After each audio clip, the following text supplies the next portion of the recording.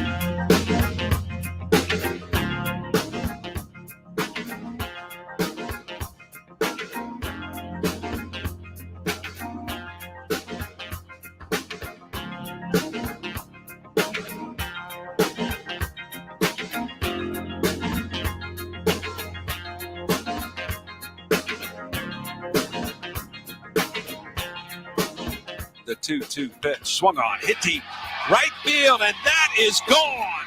A laser into the lower seats in right field, and Bryce Harper ends his home run drought.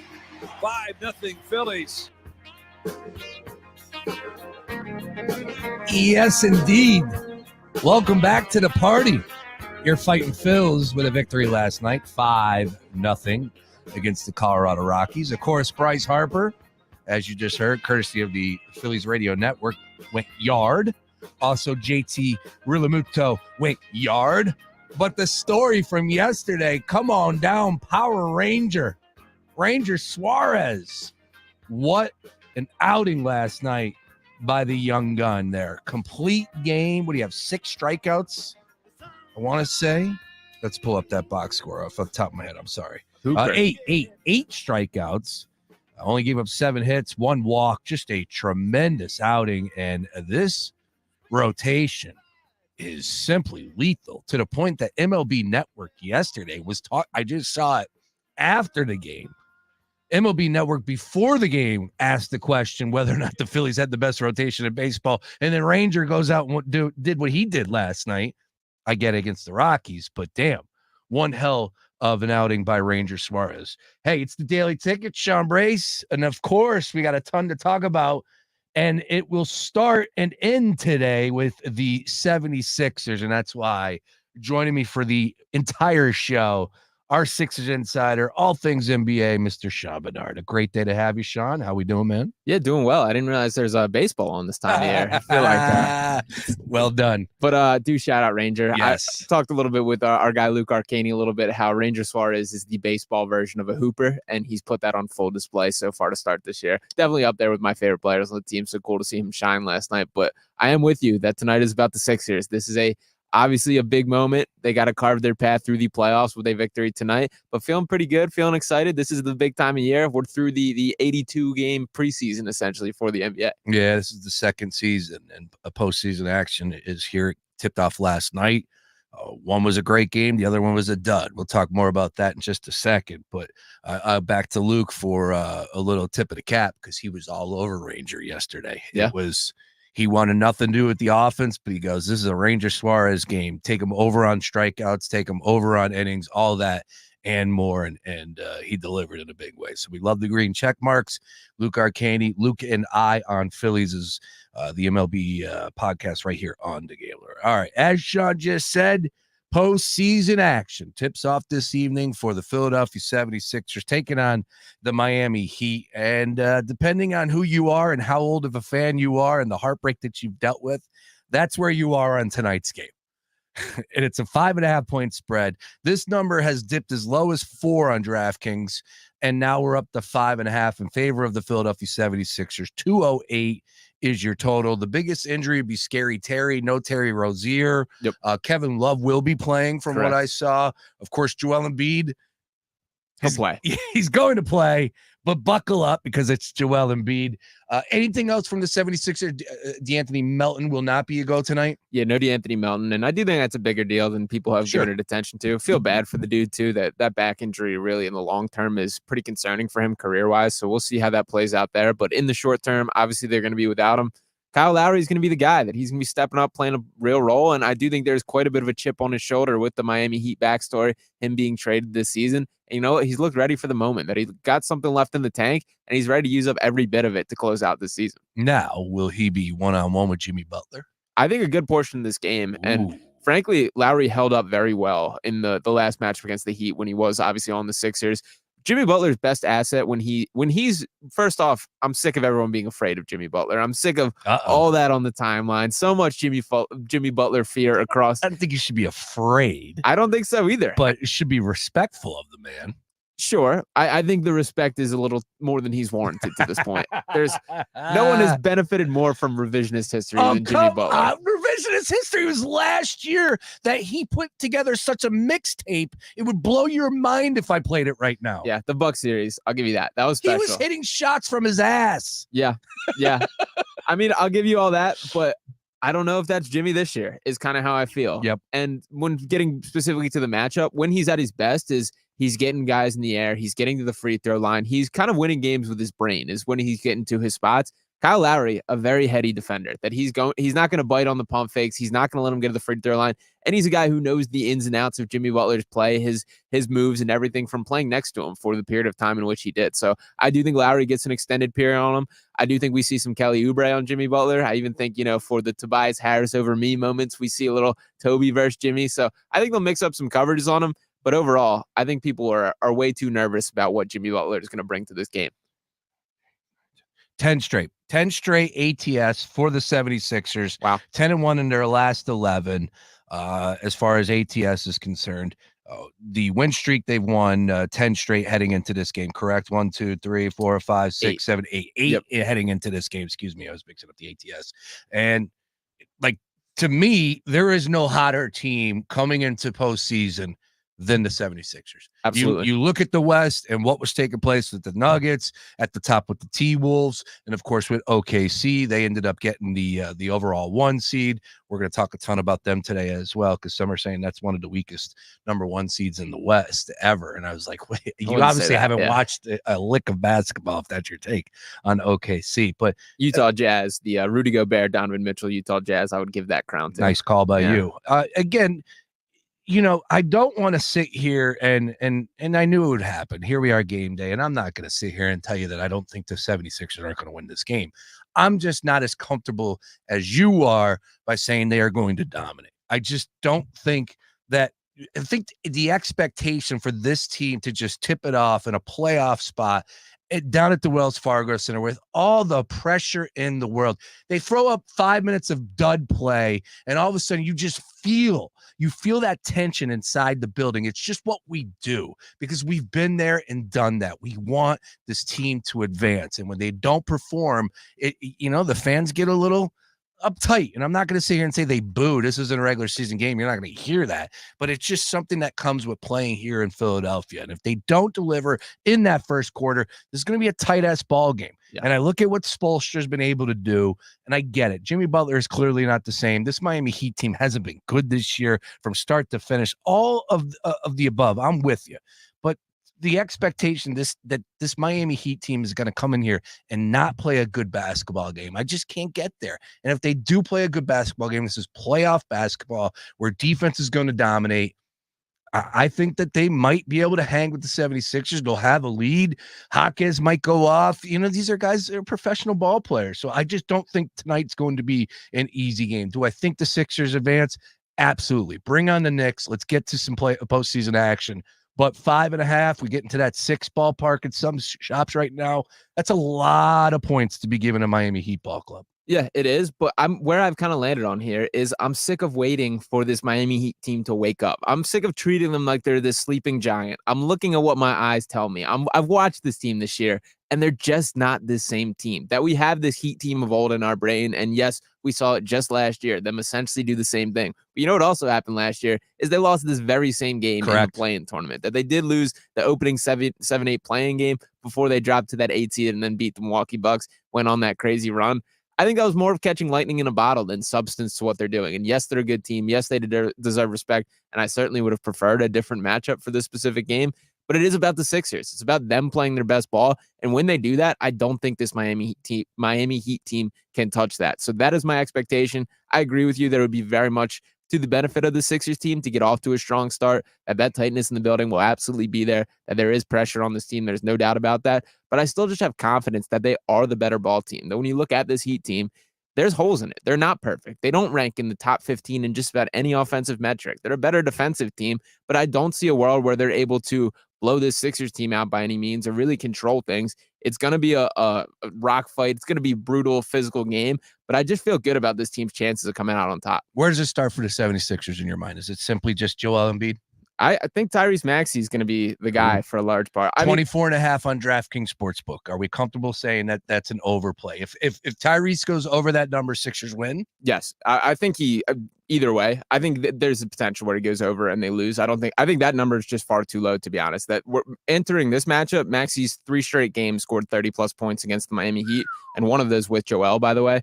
That matchup, that most recent one, which he dropped 37, I think he ended with 10 and 9 in that one as well, was flirting with the triple-double throughout that game. He's the real deal. He's ready for this moment, and that was one of my takes that I threw out there on Twitter already, that this version of Tyrese Maxey is far better than the version of Jimmy Butler that was the co-star during his time in Philadelphia. And I know, again, the revisionist history, we all remember it so fondly, and the Jimmy Butler now is significantly different than the Jimmy Butler that was here. But I do think this Tyrese Maxey is the difference maker in this game. I do think he clears 30 points tonight, and I think he's in a lot of ways kind of the solution to all Spoelstra's kind of moves that he has, that when there is a Tyler Hero on the floor, it's isolate, let Maxey run at that man as much as he can. I feel really good about Maxey being that guy. And as far as the Joel Embiid conversations, I just think the Heat are going to throw the kitchen sink at him, that there's going to be 2 and 3 defenders every time he touches the ball. I think it's going to be less about him playing poorly and more about him not having the opportunity to do so. All right. Where does it start for the Miami Heat? If they're going to have success, is it start and ride on Jimmy Butler's shoulders? Is it Bam? Is this just a combination where they have to have that true team game, that Heat culture game? I know we all hate it, but it's a real thing. It does exist. Where does it start for the Miami Heat in your mind? Yeah, it is Jimmy. And I don't think Jimmy, it obviously goes through him that he's a guy that when he's at his best, he's able to collapse a defense, kick out, have that complete game. And to his credit, this is a matchup that he can win, that there isn't a guy that I feel perfect to match up with Jimmy Butler on this Sixers team. We know what he is, the combination of strength, physicality, the athleticism that he does possess. But I just think that's a whole lot of burden for him to carry, that if this Heat team is going to win this game, they're going to need to be red hot from 3. It's going to have to be Butler collapsing the defense, kick out, and the Duncan Robinsons of the world knocking down a ton of 3-pointers. That's probably the pathway that I see the Heat having a chance and ultimately winning this game. But I really feel a lot better about the chances of the Sixers being able to put out that fire, that I'm comfortable with Jimmy Butler being in one-on-one coverage. If he goes for his 25 and, has his night, that's okay. Don't let the other guys beat you. I don't think Jimmy can do it alone. So here's where I'm at right now. And number one, it starts with Maxey. And you brought up what he's able to do so far against the Miami Heat. He's averaging 27.3, 6.5 rebounds, 8.3 assists per game in the regular season series against the Miami Heat. Those are phenomenal numbers. Sean, I'll tell you what, yesterday I read an NBA.com article that listed the 10 stars that you need to pay attention to in the play-in tournament, playing the 4 games. Maxey was not listed. It's unbelievable. It bothered me. I do think this playoff run by the Sixers team is going to put Tyrese Maxey on a national stage in a way that he's been deserving of for far longer. That start to finish, he's been an all-star this year. Yeah. It feels like people just forget. And I honestly, it blows my mind. I feel like I'm watching these games alone in some of these conversations that I'm having. It's like, are watching the way this guy does it every single night, that he is the real deal. And once again, I do think he's the best co-star, the best running mate that Joel Embiid has during this time as far as complementary styles and overall skill. So I think he's ready for the moment. I think he's going to capture the attention on a national stage in a way that he absolutely deserves. Sixers, it's been such a wild ride this season. I think I saw the Sixers average 120 plus points per game with Joel Embiid in the lineup this year. Yep. 109 without him. So this today, again, with the standpoint of it being a playoff basketball game, I think it's going to be a little tighter. Total coming in at 208, so you understand why that's the case there. Again, 5.5 on DraftKings Sportsbook. New users, great opportunity to get involved over at DraftKings. $5 will get you $200 in free bets. All you got to do is use Brace as the promo code once again at DraftKings Sportsbook. We do have Champions League soccer action, and Real Madrid just went up over Manchester City. These are two phenomenal games. You're a soccer guy. I am a little bit. Champions League's the best. Absolutely. Yeah, I do like the midday action too. I hate it now. Really? Yeah, because I can't do it. I can't do it.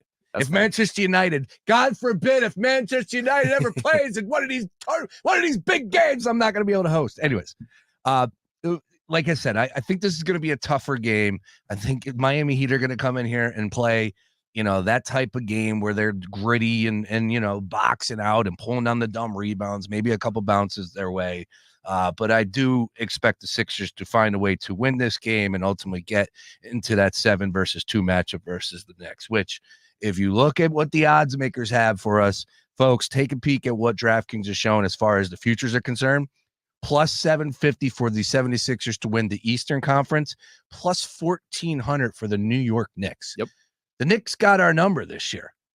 Yeah, I mean, I believe Joel was only in one of those games but against still, the Knicks. Sure, but I think you wipe the slate completely of games without Joel Embiid. So does the odds makers. Yeah, for sure. That's amazing. That number surprised the hell out of me. Yeah, I mean, I'll say I very much wanted the Milwaukee Bucks to be the matchup. That I wanted that to be the case. I wanted to walk through Doc Rivers, and I frankly think that team is leaking oil. And by the way, they're done. Yeah. When speaking about the odds, Pacers and Bucks now even money in that series. Crazy, which is pretty insane there. Yep.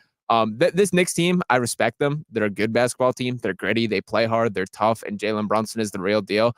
But I just think that they're a little limited on the top end there. That the Sixers team is just straight up more talented. That the gap between Jalen Brunson and Joel Embiid, or the gap between the secondary star, the gap between Tyrese Maxey and Jalen Brunson is smaller than who you want to argue as their second best player. So I do think that that's going to be limiting to them. I don't think this Knicks team can hang in an overall 7-game series. It's going to be tough. It won't be easy, but I feel pretty good about that matchup, assuming the Sixers get there. Yeah, we got to win tonight, and then we shall proceed on that one. It comes down to Joel Embiid, of course, Tyrese Maxey being what he's been able to do in this series, the health for Joel Embiid, and whether or not Sixers fans and Sixers brass can count on him. He needs to be healthy. He's got to be able to go start to finish in whatever game he plays, whether it's tonight or a 5-game or 7-game series, whatever it is. Bottom line is, or 7-game, bottom line is you need him to be available at all times on that floor. So fingers crossed, because nobody could predict that, but I do expect Maxey to go over that number. That number was low in my mind as well. Tweeted that out, your exact quote, and I definitely agree that that's got to be a play for people out there. Now, when we're also looking at this game, where else are points coming from? Let's start with the 76ers. You got Embiid with his number right now on DraftKings Sportsbook as far as the player prop is concerned. That's probably going to be, what, 31? Is that where it's at? 29.5. So a little low for JoJo, but you did say that you think they're going to throw the kitchen sink. So let's put JoJo to the side, Maxey to the side. Who else is giving us some points tonight? Yeah, if you want to bet JoJo, that I think the assists is the way to go tonight for the exact reason for them defending him. But as far as points, I do like Buddy Hield tonight. I've seen his number at 8.5 at plus 100. I think that's going to be the counter to Miami's zone, that every time they do slip into that, I think Nick Nurse is going to go right back at him with one of the best 3-point shooters in the league. And Buddy did shoot the ball really well, caught fire for a little bit in that final game of the season. I do think he can build off that. I also like Kelly Oubre. This is his first really high-intensity playoff game, really, of his career. And it does feel like he's itching for it. He's ready for the moment. And to his credit, he's stepped up throughout the season. So I like Oubre quite a bit as well. His number, I believe, is at 13.5 for Oubre. So I like that quite a bit. That's probably my top ones there is Buddy, Oubre, and Maxey. Maxey, my favorite by a long shot there. I think it's worth diving into some alternate numbers for that specifically. The 30-point number is really intriguing to me. As I mentioned, 3 straight games against the Heat that he has cleared 30 points. But I think Oubre, Buddy Hield, and Maxey are probably my top 3 there. All right, trying to catch the vibe of the people. Are you positive right now for tonight's matchup versus the Miami Heat? Get involved in the conversation at Fox PHL Gambler. Where does it start and end for you? And it could go across the board as far as keys to the game. Joel Embiid's got to dominate like the MVP self. Tyrese Maxey, take the keys and show us what you're worth. Of course, he had a pretty good run last year in the playoffs, right? I think that was the eye-opening experience for a lot of us out there. Maxey was not afraid to take the big shot downtown, can get to the rack, can get an easy lay-in. Still not getting the calls to this day. Wasn't getting the calls back in that series against Boston either. All right, really excited about tonight's game. We're going to talk throughout. Coming up at 3:35, we'll have Julian Edlow from DraftKings Sportsbook. He'll give us his take on a national perspective for all things NBA, but specifically for the Miami Heat and the Philadelphia 76ers. Also, Patrick McDonald is going to join us a little bit later in the program from CBS Sports. He covers the great game of golf and a Scotty Scheffler conversation. It continues to pop up. Ratings were down for the Masters. I got a lot to talk about there, and I want to save it for Patrick McDonald because that dude knows everything when it comes to the game of golf, and especially what's happening behind the scenes, what's some of the talking points out there, what's real and what's not. So did a great job covering Masters for CBS Sports, all over the TV, all over the website, dialed in for 4 straight days, hell, even longer than that. He'll be on the program today a little bit later. We'll stay with the NBA, though. I do want to get back into last night's games, and we'll open up shop, of course, the New Orleans Pelicans and the LA Lakers. What a game. What a battle. And, man, Zion gets hurt with, 3 minutes to go? Yeah, frustrating. You want to talk about a playoff performance. And we talked about it yesterday on the show where I said I read that article where he said he was disappointed in that play-in game that they lost to the Lakers last year, and he wanted to be aggressive. Dude, he was what's the cheer? Aggressive. It was with a capital A. That dude was insane. It didn't matter. I love Shaq. And have to, you want to impress me? You got to keep going. It's like, shut up, Shaq. Just enjoy the game, man, because he was dominant. He was getting to the rim. He was forcing shots. He was doing everything he could to will his team to win. They were getting blown out. I wasn't shocked because it's the NBA and they were home that it became a ball game. But damn, it was surprising because that had everything written over this is going to be a 30-point LA Laker victory, which, oh, by the way, 48 hours ago, they just did. Right. So I thought that's what we were looking at. They battle back in. Place is rocking. Tremendous performance by LeBron. I thought Anthony Davis balled as well. Everybody played great. There wasn't one player on that floor that didn't play well, in my opinion. Zion, though, if he got a little bit of help from other players on that team, I think they win that game. And hell, I think if he stays healthy, they might pull it out at the end there. Yeah, I do agree with you. And I do think that in the long run, this is going to be kind of a turning point in the Zion Williamson career arc, that it feels like he has been slightly underwhelming to this point in his career. And a lot of the issues have been internally, that it has been injuries, it has been the weight issues. And I think specifically the in-season tournament this year was really a wake-up call to him, that he didn't look locked in. There were questions about his weight. And I was looking at the pictures of him during that time. It's noticeable how much weight he has lost since that point. Saw it reported that he's at least 25 pounds down since that point in the season, which was not that long ago. So shout out to him for being focused, getting in shape, and we're seeing how good he truly can be when he is playing to his best. That looked like Duke Zion out there last night. It did. And it was cool watching him look LeBron James in the eye on both sides of the court, going directly at him. Defensively, he was really good. He had a couple blocks on LeBron that were really impressive, and he was just getting to his spot. So I do think that the Pelicans likely win that game if he didn't get hurt. And I feel really bad for him for the case that that's how things shook out, and he's already ruled out for the next matchup, which is super frustrating. Yeah, you knew it was the hamstring. Yeah. That's immediately when he threw the towel down, I'm like, there it is. He's done. That's the hamstring. I do want to bring up, though, because to your point, it's not to say that I feel bad for him because, look, he's the first overall pick. And, hey, man, he's the one that messed around. He's the one that didn't lose the weight. And I'm not saying that's probably easy for him. But at the end of the day, if that's your job, right, you got to be – your body is your temple. Right? You have to make the adjustments. You have to make the changes to live up to that contract, to be the franchise player that you were expected to be. And he didn't deliver in the first year. He didn't deliver in year 3. Year 2, he played a few games. This year, he played 70-plus games. I think last night makes 71. 71 games out of the 83 possible. And that deserves, like, everything goes out the window. Everything. If you paid a lick of attention this year to Zion, you know he lived up to the hype.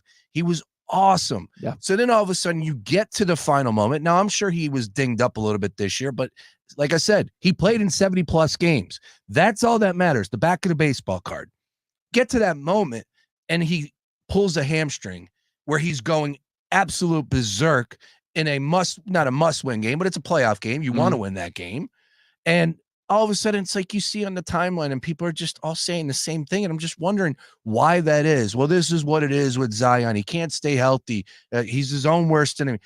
That was a fluke hamstring injury. Yeah. Right? Like, is there anything more to what took place last night?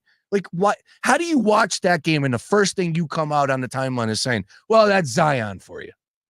It's frustrating, and people are going to view it through the lenses they want to. That when that's the narrative that's written, and that's already been one that has been pushed to this point, you can find evidence to support it. And last night was an example. That's not how I felt watching the game. That to me, that was an eye-opening. 40. Yeah, 40 points.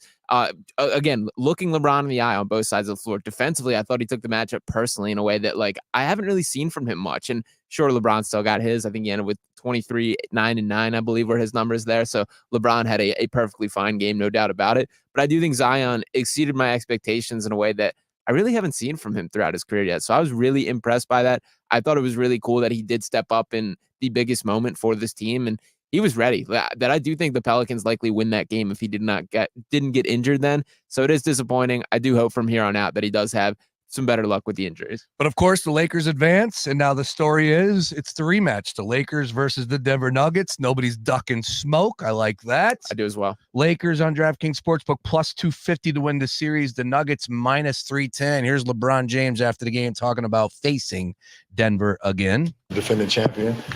They know what it takes. They know how to win. They've been extremely dominant in their home floor over the last few years. They got a MVP on their team. They got a closer on their team.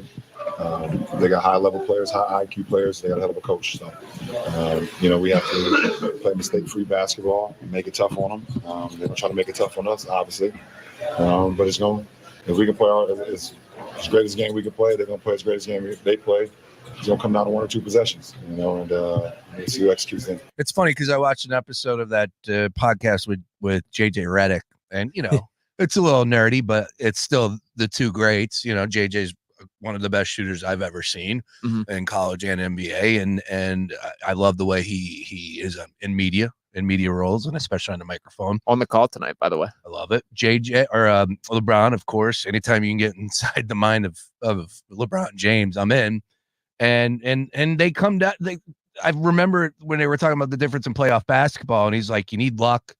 It's one shot. It's one possession." It really is. Yeah. That's why I'm looking at tonight's game going, man, dominate, huh? All right. But we'll put that to the side. We'll come back to it. It's just crazy how these games really do come back down to 1 to 2 possessions, and point blank, even in that Lakers game when they're up by 18, I think at one point. And next thing you know, it was a tie ball game.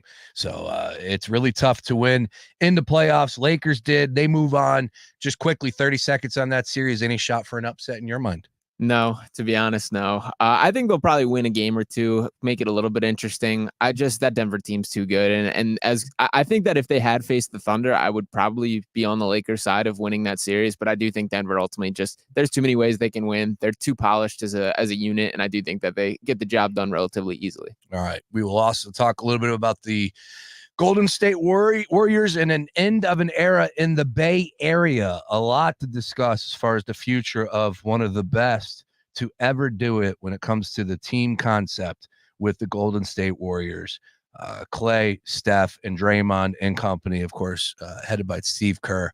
One of the best in my lifetime. Just a fantastic run. Did it all come to an end last night? We will discuss that a little bit later in the show, but we'll jab at it with our next guest, Julian Edlow from DraftKings Sportsbook. He joins us in his normal spot. Coming up on the other side, folks, Sixers, Heat, postseason action. It's here. Where are you at? Are you confident like Sean Bernard, or are you weary of Jimmy Butler and the Miami Heat? like a lot of other people are, like Beef, myself, and everybody else in my timeline. We want to hear from you. Get involved in the conversation at Fox PHL Gambler. Don't go anywhere. Julian Edlow from DraftKings Sportsbook, other side. Barbera! Autopalooza! Is Barbera the best? Boy, I guess. Fox Sports Radio, The Gambler. Now, total traffic for Philadelphia. 95 southbound crawling Vine Expressway to Penn's Landing. There's a crash involving an overturned vehicle. The two right lanes are blocked. And northbound 95 Jan Allegheny to Bridge. Westbound Schuylkill Heavy University to Jabard. Montgomery Drive to Belmont. Eastbound backed up Montgomery Drive to South. All right, to tell it total traffic. This report is sponsored by True Green. True Green is the easiest and most affordable way to get a beautiful lawn. All you have to do is water and mow. And to top it off, when you sign up for an annual plan by April 20th, you get one application free. Call or visit truegreen.com today. Restrictions apply. Sean Brace here for DraftKings Sportsbook. Listen up. The 82-game preseason is in the books. Now it's finally time for the real season. Don't miss out on any of the NBA playoff action at DraftKings Sportsbook, an official sports betting partner of the NBA. From the play-in tournament through the NBA Finals, DraftKings Sportsbook has you covered with same-game parlays, live betting, and more. And if you're new to sports betting, it's super easy to get started. Try betting on something simple, like for a team to win. Go to the app, select your team, and place your first bet. It's that easy. And here's something else to sweeten the deal for new customers. Listen up. You bet $5, you can get $200 in bonus bets instantly. Now, new customers, just download DraftKings Sportsbook app now and be sure to use promo code BRACE. That's promo code BRACE to get $200 in bonus bets when you bet just $5. And that's only at DraftKings Sportsbook. The crown is yours.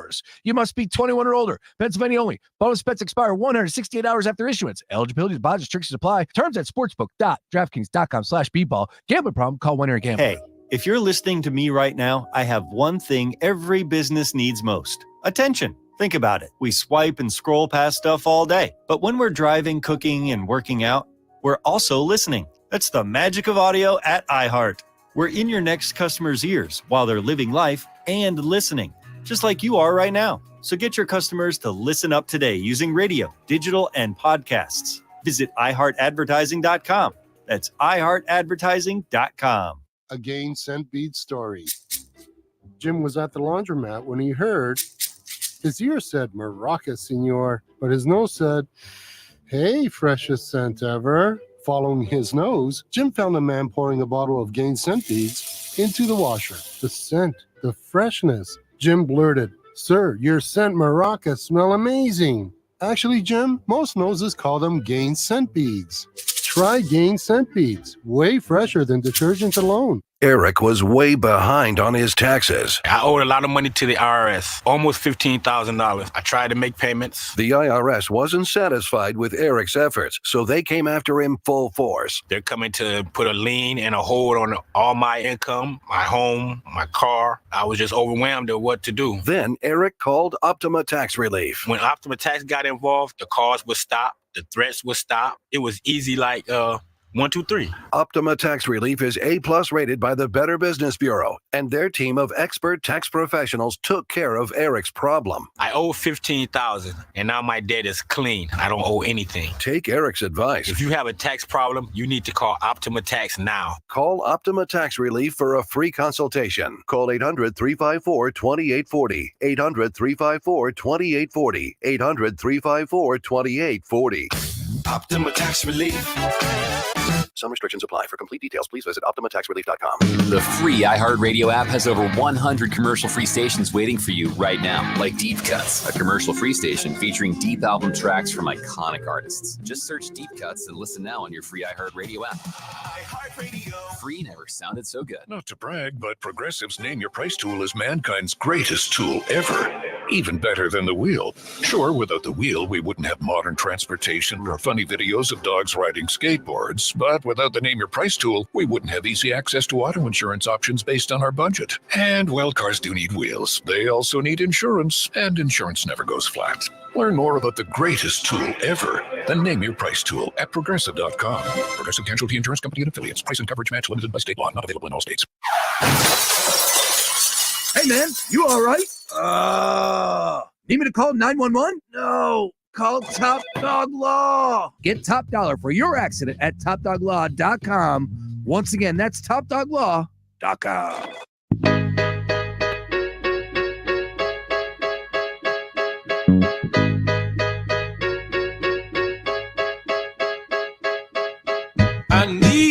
dollar, dollar, dollar, that's what I need. Hey, hey. Well, I need a dollar, dollar, dollar, that's what I need. You know who needs $1 right now, Sean Bernard? Who's that? Jontay Porter. Good grief. Banned for life. Good. I told you Commissioner Silver wasn't going to mess around. I think Manfred doesn't have the Cayunes, and I don't know what the deal is over there with Goodell and company, but that's the way it should be. You bet on the game, ban them. Make everybody like Pete Rose, and that's a whole nother story for itself. But, yeah, that story came down. We'll get into the details a little bit later. According to Adrian Wojnarowski on ESPN, he had a couple good tweets, and the NBA released a statement that said he is officially, what was the terminology on that? The officially banned? Banned for life. Banned for life. Banished has been thrown out there as well. Ban him. I do like that. Yeah, exactly. All right. Joining us right now on the Gambler Hotline, a man that's going to give us an opportunity to make some money representing the squad over at DraftKings Sportsbook, the great Julian Edlow. And we got postseason NBA action, Julian. I know you've been chomping at the bit to get after this one, man. Great to have you. And, of course, tonight we got the Sixers and the Miami Heat. So I want to dive right into that. First of all, how you doing up there, man? I'm doing great. Probably not as good as you guys with the whole limo service out at Circa. Hey, rolling out the red carpet for us, bro. Very, very impressive. No limo treatment here. Well, and you know what? If I could say that there was a bad thing about said limo service, so we had to take a 6 a.m. flight. We had to go live. I could not fly out the night before. Sucked. So we had to fly out bright and early, 6 a.m. flight. Oh, well, we get to Vegas, obviously with the time change, all that, perfect. We had to be live for noon. We touched down at like 10:15. We're picked up at like 10:45. Limo driver's like, help yourself. And I'm like, we got to set up. We just touched down. So I'm like, hey, man, appreciate it. And then going home, same deal. And I'm like, I just had 3 straight days of nothing but action. The last thing I need right now is a little refreshment on the way to the airport, but tremendous service by Circa, rolling out the red carpet, picking us up in a limo. Yeah, man, August, we got to get out there together and we'll make that happen. It's what we're hoping for. The vet, right. you gotta, I like to get there the night before when I'm working. Yes. It just keeps it more organized, especially when you got to work on East Coast time. Yep. Everything's pretty early there. So yeah, the night before is the vet move if you can swing it. Absolutely. And unfortunately I was told I could not by somebody that matters. So. Yeah, we know who makes the rules. Exactly. All right, Julian, let's dive into the NBA card this evening. And I know you're fired up to get after these plays. And of course, we'll revisit what took place last night. But we got twofer, and it's all Eastern Conference based here. And of course, we open up with the 76ers and the Miami Heat. Up to 5.5, as low as 4, total coming in at 208. Couple quick things that hit me with this game, and I got our Sixers insider Sean Bernard doing the show with me, Julian, today. But first and foremost, with Joel Embiid in the games this year, from start to finish of the regular season, the 76ers averaged 120-plus points per game. Without him, 108. Of course, Joel Embiid back in the mix this evening. Knock on wood, he plays the full game. And that total coming in at 208, the game being played at Philly. So first thing that's hit me, I think we're going to see some points from the 76ers, and I think that's a low total. But again, these odds makers are so sharp, so we'll put that to the side. Second thing is Maxey. Maxey went off in this series against the Miami Heat. There was 3 games. He had over 30 points. I think he averaged 27.3 in the 4 games against the Miami Heat this year. Joel Embiid played in 2 of those games, if I'm not mistaken. So I look at his number on DraftKings, 24.5. Needless to say, I like both overs that I just gave you there. Anything for you on that one with Maxey and the total in the game? I have Embiid looking at the numbers playing once against Miami. Only once? Okay. And it was when they played earlier this month. Same with Butler. Gotcha. Yeah, he had 29 points, only 4 rebounds, kind of weird, 3 assists. And then Maxey played all 4, and yeah, he had 30-plus in 3 of them. He was awful on Christmas Day. He only had 12 points, and that was without Embiid. The one Embiid played in actually opened things up for Maxey. It looks like he had 37 in that game. He was a rebound away from a triple-double. So I can't fight you on looking at some Maxey props, especially with Embiid kind of taking the attention. But I don't think I will ultimately play Maxey overs. I would play this game. This game is hard. I lean first half under, not for the game, but first half under. Since the play-in games were established, we now have 20 of them. The first half under is 17-3. These teams come, feel each other out. Now, the one thing I'll say is that the 7-8 game is maybe a little looser. The loser knows that they are going to be a giant home favorite on Friday night. So it's a little different when you got that in your back pocket versus, the Bulls and Hawks. Loser goes home. Last night, Warriors Kings, loser goes home. It's a little bit different. It's not quite a game 7.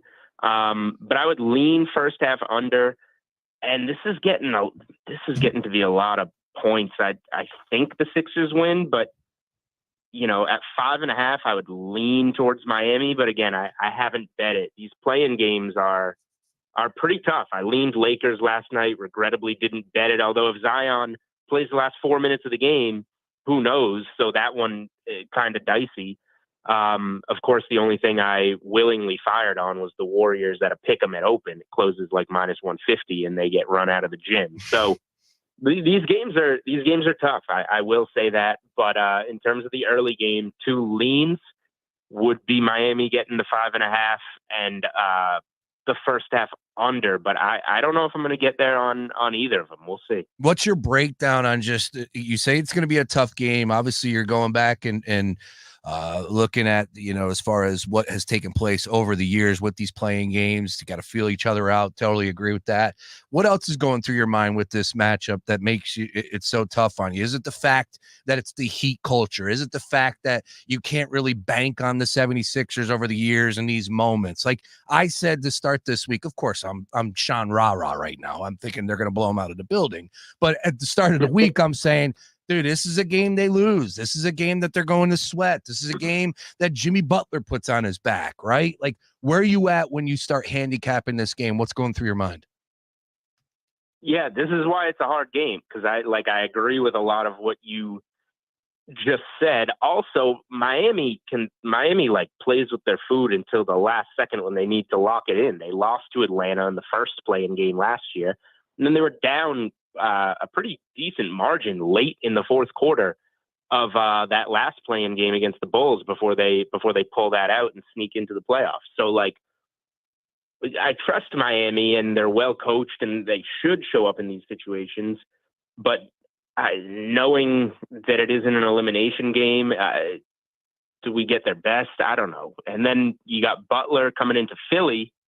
He gets up for that, and there is something to be said about Jimmy Butler getting up for a game. I've seen it a million times here when Jimmy Butler gets up for a game and taking down the Celtics in big games single-handedly. He can do that. So I can talk myself into both sides of this game, and ultimately there is the motivation. Winning this game, I think anybody would much rather see the Knicks with whatever it is, 5 days of rest and preparation than the Celtics with 2 days of preparation. So there should be pretty high motivation to get into that 2-7. And I tweeted this out the other day.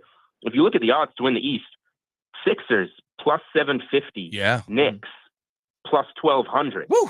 That tells me if chalk holds, Philly wins tonight at home, Philly's going to be a pretty sizable favorite in the series over the Knicks, in which, I'll be looking the other way with the Knicks if it's a big plus price tag, especially on a series spread. If you can give me a good number on plus 1.5 games on the Knicks.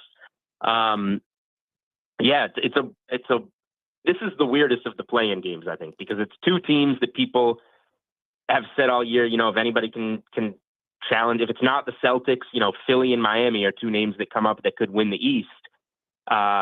So them playing and having a chance to play the Knicks, but also having a Friday night game in their back pocket as a monster home favorite, whether it's the Bulls or the Hawks, looming, like, you got some cushion. It's a hard game to figure out. I know it is, and that's specifically for me as well. Now, my co-host right here, Sean Bernard, Sixers Insider Julian, is definitely feeling differently about this game. I want to hear this. That's what I'm setting up right now. Exactly that, because he said the word domination, double-digit victory by the 76ers. Lay it out, Sean Bernard. This is where I've landed on here, that I do hear all the arguments, and I think, Julian, judging by your previous comments, that you are buying into the Heat being capable of kind of flipping the switch the way that we have seen them do them in years past. I'm done treating this Miami team the same as others, that I'm just looking at what they've looked like this year, and to me, that's just not that great of a basketball team. I already hear them. That's exactly how they looked last year when they beat everybody and beat the Celtics in the Eastern Conference Final. That's fair. The Heat weren't good in the regular season. They weren't even good in either of the play-in games. Yeah, they lost this specific game last year. But I guess, from my mind here is, like, we know what the Sixers are with Joel Embiid, I think, more than we know what this Miami Heat team is. And I do think, like, obviously, I wish the bracket shook out differently. That I would prefer this to be a different matchup. But I think this is about the Sixers way more internally than anything with Miami. That I think if they play their best ball, that Miami can't touch that. And I do think ultimately that these are the two teams that advance. But I think, like, when you talk about, like, having that large favorite home game in the back pocket, the Celtics being the light at the end of that tunnel, I think changes things here. That I think both these teams look at it as a must-win. Although I think Miami has less fear than Boston and the Sixers do or should at this point. But I guess my point being that I'm more of a believer in the sample size that we have with the Sixers team with Joel Embiid than what we have with this Heat team. So what's kind of your response to that? Oh, yeah. If you want anything you want to sell me on for this being a good spot for the Sixers, that they show up and they play their game, I'll buy if that's your pulse of the team, because you obviously have a much better feel for that than I do. I'm selling 100% on Miami not being good this year. Can't factor that in. I've seen that. I told myself all year, no matter what Miami does, I'm not buying any of that, because they have the switch. They have the switch. They have it. I don't care that it's a new year. How we've seen it too many times, and if they don't show up, it's only 2 games. Maybe they play poorly, just like they did last year, and still found a way to squeeze out of the play-in round. Sure, but I'm going to need to see Miami continue to play poorly to say that switch isn't there this year, because it's a new year. I just told myself I'm not getting tricked by the Heat. But yeah, they are less afraid of the Celtics for sure, if that winds up being the way it falls. And my lone other note here is, like, you have that switch until you don't, right? Like, you can do this until one day you can't. And the head of that snake is completely Jimmy Butler, that he is the guy that, he coasts his way through the regular season and then he turns into this. Said as such. Yeah, he's more open about it than just about any player ever. But, like, Jimmy specifically, to me, I don't know if he has that same, like, athletic pop that he has in past years. He's 34 years old, and, like, what the ideal version, the selling point of why he's such a good player is he is this brilliant combination of strength, athleticism, the brains that he plays with, and still that basketball skill. If you lose the athleticism part of that picture, I mean, we're talking about Bogdan Bogdanović blocked him twice at the rim in that final game of the season against the Atlanta Hawks. It's like, I think there's a part of me that isn't as bought in as Jimmy being this guy this year is a good part of my selling point against the Heat. He's dancing with the devil, Julian. That's what he's doing right now. Yeah. I'll add one thing on Butler. I think that he even turns it on in certain games and off for other games, even within a series. So, like, during some of those Celtics series, the games the Celtics would win, that, they would win by double digits. Butler would have like 12 points. He would pack it in at a certain point, and then the next game it's 42 minutes, 38 points, 10 rebounds, 8 assists. Like, he'll go game to game with the switch, not just wait the regular season and then flip it on. And that's kind of what makes him sneaky scary. So, like, we'll see. He might not have the pop tonight and then has it on Friday night. True. That's what's weird about him, and again makes this game, like, I wish I had a stronger take, but it's again what makes this game so difficult. Yeah, no, that's fine. It's Julian Edlow joining us from DraftKings Sportsbook. I'm right there with you, Julian. I you know, and it comes to me, it's more so for me about Joel Embiid, because I can't look at him with confidence that he is going to play like Joel Embiid, the MVP, or even put that to the side, what he looked like in the final couple games here since he's returned since April 2nd, with the expectation that he is going to play 100%. I still think he's dealing with that. I think it's going to nag. You saw it buckle in one of those games, and that concerns the bleeping hell out of me. So that's where my mind is at, and I expect the Miami Heat to come in and make it a ball game, and it's playoff basketball. Why won't they? Yeah, and Bam's always a tough matchup, even though he's undersized. You know, he's going to make a defensive team this year. And yeah, Embiid's health is just another, you know, curveball in this game and playoff structure that makes it difficult to cap. Anything for you? We've been doing a show for 50 minutes now. We haven't talked one bit about this Bulls-Hawks game. The Bulls are 3-point favorites. 222.5 is your total in this one on DK. 9:40 p.m. tip. Anything for you in this one, Julian? No clue on the side, but I do think the total is too high. Juiced a little bit towards the Hawks offense, and Trae Young plays. That's going to be, you know, more shooting, a little bit faster pace, and he's a defensive liability, so I get the higher total. If I'm the closest thing that I have to playing tonight, and I'll probably wind up playing this because I got to play something. Mm-hmm. First half under. This one's going to be the first half under for me because it is an elimination game. Win or go home. Feel each other out. Trae Young, like Embiid, working his way back. Maybe he's not 100%. Yeah, higher pressure game, obviously for these two teams. So this one I do think will be a little bit more of a feel out, and a little bit more of, you know, there's the unexpected aspect that we're talking about with the Heat Sixers game, but I just trust it to be tighter, given the stakes, given the teams, given who's been in and out, and that they're going to have to feel this out a little bit more. So if I'm given my strongest play from the two games, I will ride the first half under trend in the Atlanta-Chicago game. You said 17-3 to the under so far in the playing games? Playing games are 17-3 first half under. Wow. Yeah, I'm definitely following your lead on that one. I like that. All right, Julian Edlow joining us. And I wanted to dig up the numbers on like elimination versus non-elimination. Mm-hmm. You know, I would venture a guess that the elimination ones are a little bit tighter, a little bit lower scoring, like we saw at Golden State and Sacramento last night. I like that. All right. Julian joining us from DraftKings Sportsbook. Make sure you check out The Sweat, 8 to 10 a.m., Saturdays and Sundays, DK Network, VSiN, all of the above. Make sure you're following him on socials at Julian Edlow, EDLOW. All right. Back over to last night.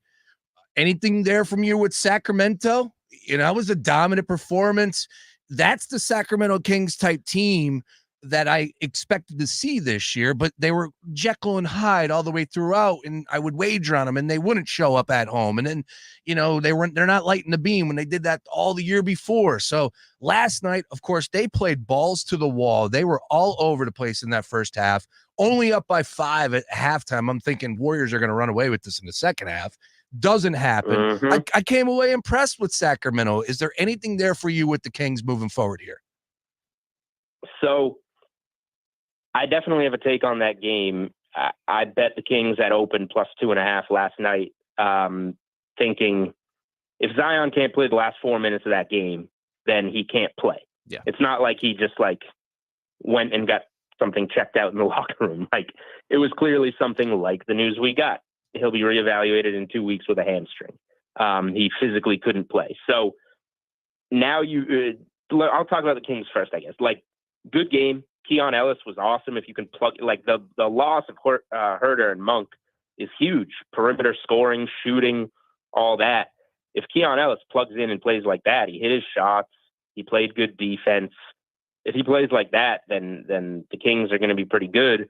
I don't trust him as much on the road, which is a little scary. Now you got to have those role players replicate on the road. They shot like 50% from three in that ballpark, at least when I checked, whatever it was, midway through the fourth quarter or something.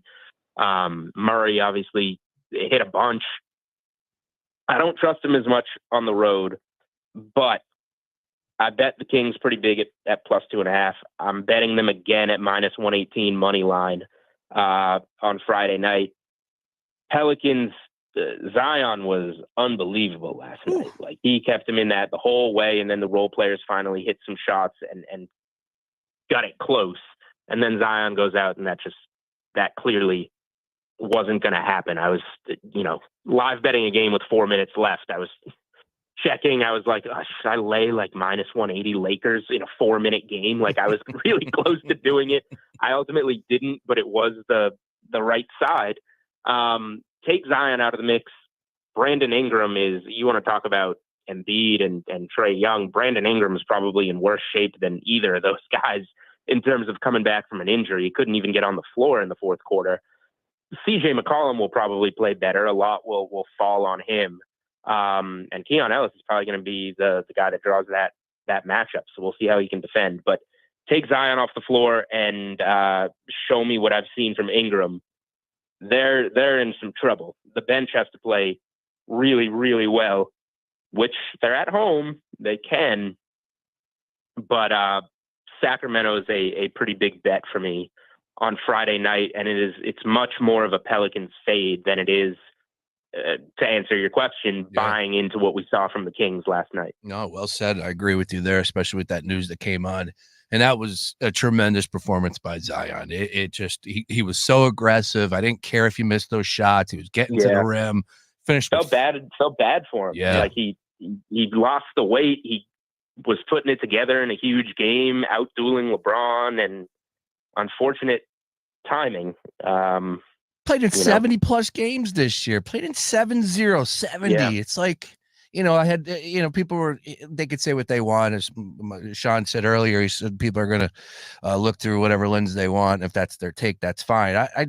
This season, as you said, he did everything right, lost the weight, performed, put his team in a spot against the Lakers when they were up by double digits, up by 18. I thought they were going to blow them out. And then to come up limping like that and just exiting the game. But speaking of the Lakers, let's get on to over them and hear your thoughts in this next matchup versus the Denver Nuggets. The series right now, series price on DraftKings Sportsbook right now, Lakers are plus 250, Nuggets minus 310. Have we had movement on that number, Julian, since it opened? And where do you stand on that series? Any shot for the upset? A little bit of movement, and obviously towards Denver. Denver for me, and obviously not on the series unless you want to use it as a parlay piece. Parlay a couple series. They're a good parlay piece. Denver's too good. They match up too well with the Lakers. Jokic is too much for Davis. Davis will be in foul trouble a couple games, you would think. LeBron, as good as LeBron was last night, like he gassed out a little bit. He was missing some layups. Had to take some really tough fadeaways late in the clock, and I think Denver's going to do a good job on them. Aaron Gordon's as good of a matchup as you can ask for LeBron. So played it two ways. The opener on laying a game and a half with Denver, so Denver in 6 or less, was minus 130 last night on DK. Played that. It's 140 now. I'm fine laying that. And then I'm going to do this with a lot of series, but I'm going to go to the double result. Again, I'm going to lay some juice here, minus 165. These are just so correlated. Denver wins game one. Denver wins the series is minus 165. Juicy, but I'm comfortable that Denver's good enough to win game one and win that series in 6 or less. So I'm going to go that way. The Nuggets have beaten the Lakers. We want to talk about the sweep last year, and everybody says, oh, it's such a competitive sweep. The Lakers were in every game. The Nuggets have beaten the Lakers 8 games in a row by an average of 8.4 points. It's been pretty one-sided. Lakers are going to get a game, maybe 2. I would say probably 4-1 Denver. And I'm not going to bet that exact result, but the 2 ways I gave it, I'm pretty comfortable that Denver shows up here. Well said. 6.5 for game one, Saturday night, 8:40 p.m. Denver at home. Once again, favored by 6.5 on DraftKings Sportsbook. All right, final question for you, Julian Edlow. I got the series prices in front of me for all of the series. What's the one that intrigues you the most? Do you have a favorite play? Are you feeling an upset? Me specifically, I love the Clippers and Lakers match, or excuse me, Clippers and Mavericks matchup, just because of the way that these two teams have went down the stretch. I think the Mavericks are playing just as good as anybody out there, and the Clippers kind of faded, but still I can make the case that they can win this series here. What's the one series that you have your attention on, and maybe as far as a wager or two on? Yeah, it's that one, and I'm gonna be Joe Public with you. Very, very scary when I jump on a Sean Brace play. I'm with you. It's Dallas. I got him at plus 115 opener. It's minus 125 now. Yeah. Dallas for the series minus 125. And again, I love these. Even as the series progresses, you can bet a team like win game 2 and win the series after game 1. You can do those. Dallas to win game 1 and the series plus 175. It's the same story every year with Kawhi. Like, they told us he was healthy. I don't know why we would believe that. And then he's not able to even practice 5-on-5 today, and his status is in doubt. I'm convinced Kawhi's not healthy. Yeah. And I love the way Dallas is playing. You wouldn't think that, Daniel Gafford and PJ Washington, right? Mm-hmm. Yeah. Okay. I don't know why I'm trying to forget his name. Those two additions were awesome for Dallas. And Luka and Kyrie, nobody really liked him too much for a while, specifically here in Boston. So maybe my my view of him is a bit slighted. But yeah, they've played really well together. They like each other. They're playing well together. They're a scary duo, and everybody talks about all the talent the Clippers have. Like, that 1-2 duo is playing better than any duo the Clippers have right now, especially if Kawhi's going to miss some games. So Kawhi keeps having trouble getting on the floor in these games when we get to playoff time. I think it's going to remain that way. I'm cool betting the Mavericks any which way. I think that they're going to advance, and I think there's a pretty good chance that we could see Dallas go all the way potentially to the West Final. How about that? Yeah, I'd sign up for that right now. Love to see Dallas create some waves and get some new blood in there. Who knows? We might see some new blood in there. The West definitely seems like it's going to be competitive now that we are in the playoff role here with Minnesota, OKC getting that 1 seed, Denver being the reigning champions, Dallas playing as well as they have been. So exciting times right now as far as NBA playoff basketball being here. And now, Julian Edlow, this is the perfect time to catch him Saturday and Sunday. It's the best way to start your day. I'm telling you right now, people, the Sweat, 8 to 10 a.m. These guys and girls, they set up nicely in all the sports. But, of course, Julian's going to lead the charge on the NBA. Hey, man, can't thank you enough for a couple minutes here. Good luck on all those plays. And hopefully the Sixers roll tonight. Hopefully my co-host is right here on that one tonight. We will see. I'm very curious. Very curious to see how this game plays out. The Miami Heat can't turn it on, is what you said, right, Sean? I believe my eyes. I believe my eyes. Jimmy Butler, not this year. Not this year. Julian, good stuff, man. Enjoy the games. Good luck on those plays. We'll catch up next week, sir. All right, sounds good. Thanks, guys. There he is. Once again on the Gambler Hotline, Julian Edlow for DraftKings Sportsbook. A lot to chew on there. We got action tonight, folks. The Heat, Sixers, 7:10 p.m. going down at the Wells Fargo Center. 5.5-point spread. As Julian pointed out, low is 4. Would be nice to have that 4-point spread instead of the 5.5. But bottom line is, if the Sixers can get the job done, I don't know if it's going to be a tight game like that, but every point matters. I'm not going to lie to you on that one. Good luck either way. All right. We got a big guest coming up here in the 4:00 hour. Patrick McDonald from CBS Sports. We're going to shift gears and get on over to the world of the PGA Tour. Pretty good stuff happening this week with the RBC Heritage. I mean, the list, you got everybody playing. I think everybody took a trip from Augusta right down there to Charleston, South Carolina. Scotty Scheffler, Xander Schauffele, Rory, Cantley, Tommy Fleetwood, Morikawa, Max Homa, all the big names are in there. Jordan Spieth, Zalatoris, can go on and on. Of course, no Live Tour players. We understand that. But the main reason why I want to get Patrick on is because this conversation about ratings, which it bothers me. Why do we care about ratings? Who cares? Unless we're talking about WNBA, that's a whole nother ball game, right? I guess maybe the ratings should be a little bit important because it was one of the lowest ones since 2021 and all that. But what really bothers me is the fact that people are saying Scottie Scheffler is boring. And that, okay, I understand it. But if Scottie Scheffler is vanilla ice cream, the hell is Rory McIlroy? Some Irish vanilla ice cream, maybe? Okay. Yeah, there you go. Like a little dash of Bailey's on it. Like, who are we talking about here? Who's the maniac on tour that all of a sudden is going to move the needle?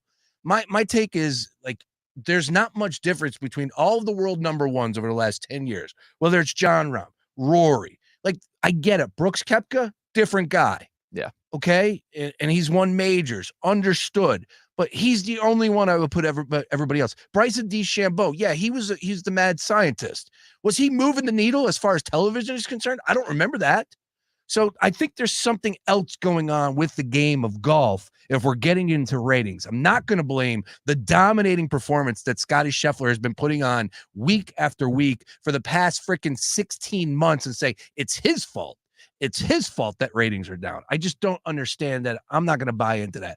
But I'm willing to have that conversation because as I was thinking about it last night, one thing that went through my mind was, can Scheffler give us a little something more on the golf course? Like a fist pump goes a long way. Yeah. Get involved. Like, should he do a little bit more? But this isn't his game. That's not who he is. And it's not golf, to be honest. And it's exactly like, does Jon Rahm do that? Right. Does Rory do that? I don't remember. Like, I don't take any of these guys as anything other than this is who they are. There's not much difference from across the board when you're talking about world number ones in the last 10 years. We'll find out what Patrick McDonald says about that. He's a man that knows a thing or two when it comes to the game of golf. Looking forward to that conversation. Get involved with our conversation. All things Sixers at Fox PHL Gambler. Where you at on tonight's game? Are you willing to give the 5.5 like Sean Bernard is, or double digits? You're a little reluctant like me. Get involved. We want to hear your thoughts at Fox PHL Gambler, of course, streaming on all things socials as well. More after this. Spreads, totals, and all the prop bets in between. It's the Gambler. Great news. The cash contest is back. The Gambler and Gary Barbera on the Boulevard have teamed up yet again to give you a chance to put some bonus bucks in your pocket. All you have to do is keep it locked to the Gambler, and at the top of every hour, listen for the keyword and get over to our website, foxphlgambler.com, and enter to win $1,000. That's 9 times a day. So is the Gambler and Gary Barbera the best? Boy, I guess. At Gary Barbera's Auto Palooza, you got a buck, you're in luck. All makes, all models, instant credit, $1 down delivers, and 50 of them from the land under 20 grand. Is Barbera's on the Boulevard the best? Boy, I guess. QC Kinetics announces the arrival of National Medical Director Dr. Mitchell Scheinkup, an acclaimed orthopedic surgeon with 2 decades of experience and extensive research in regenerative medicine. But I was one of the first orthopedic surgeons to do it, and at the same time, I integrated clinical research that's resulted in several publications that are really directing the future of regenerative medicine. I was drawn to QC Kinetics after I reviewed their protocols, and everything they were doing is consistent with my own approach. Today, Dr. Scheinkup leads the entire team of medical professionals at QC Kinetics, taking this exciting medical breakthrough to a whole new level. What we are doing at QC Kinetics is transforming lives. Get lasting joint pain relief. Call QC Kinetics now for your free consultation. This is the future of medicine. Call QC Kinetics, 215-999-3000. That's 215-999-3000. 215-999-3000. They're modern-day con artists, and they're the focus of Creating a Con, a true crime anthology podcast. Season 1 spotlights Ray Trapani and his tech startup scam, endorsed by DJ Khaled and Floyd Mayweather, and built on empty promises and millions from bilked investors. If someone's like, oh, what's your best way of making money? I don't think start a business. I'm like, oh, we should start some sort of scheme. And I can't help it. Listen to Creating a Con on America's #1 podcast network, iHeart. Open your free iHeart app and search Creating a Con. In this week's Marketers Report, Angela Zapata, CMO Hyundai Motor America, discusses measuring audio. The measurement capability within audio, I think, surprised all of us. We have seen a huge return on our investment. Seeing real numbers has helped us continue to invest. As the #1 audio company, iHeartMedia gives marketers access to the data, audiences, and influencers you need to grow. If you're a marketer, go to iHeartResults.com. Introducing Rita's new frozen coffee made with Oreo cookie pieces, the perfect pick-me-up, available for a limited time. Or try our creamy cookies and cream concrete. Treat yourself to Oreo cookie goodness at Rita's today. Shop our best savings for spring during Spring Fest at Lowe's. Get up to 35% off, plus save an extra $150 on every $1,500 you spend on select major appliances. And save on premium 2 cubic foot mulch. Get 5 bags for just $10. Because Lowe's knows spring. Lowe's knows home improvement. Valid to 4/17. Appliance savings vary based on purchase amount. Exclusions apply. See Lowe's.com for more details. Premium mulch offer excludes Alaska and Hawaii. Selection varies by location while supplies last. True Green is the easiest and most affordable way to get a beautiful lawn. All you have to do is water and mow. And to top it off, when you sign up for an annual plan by April 20th, you get 1 application free. Call or visit TrueGreen.com today. Restrictions apply. This is former Notre Dame quarterback Brady Quinn. Here's what's trending from the iHeart Sports Network. Presented by Progressive Insurance. The NBA has banned Raptors forward Jontay Porter for gambling violations, including limiting his game action to help bettors hit parlays. Playoff berth will be up for grabs tonight when the Sixers host Miami in the play-in tournament. The winner gets the East 7 seed.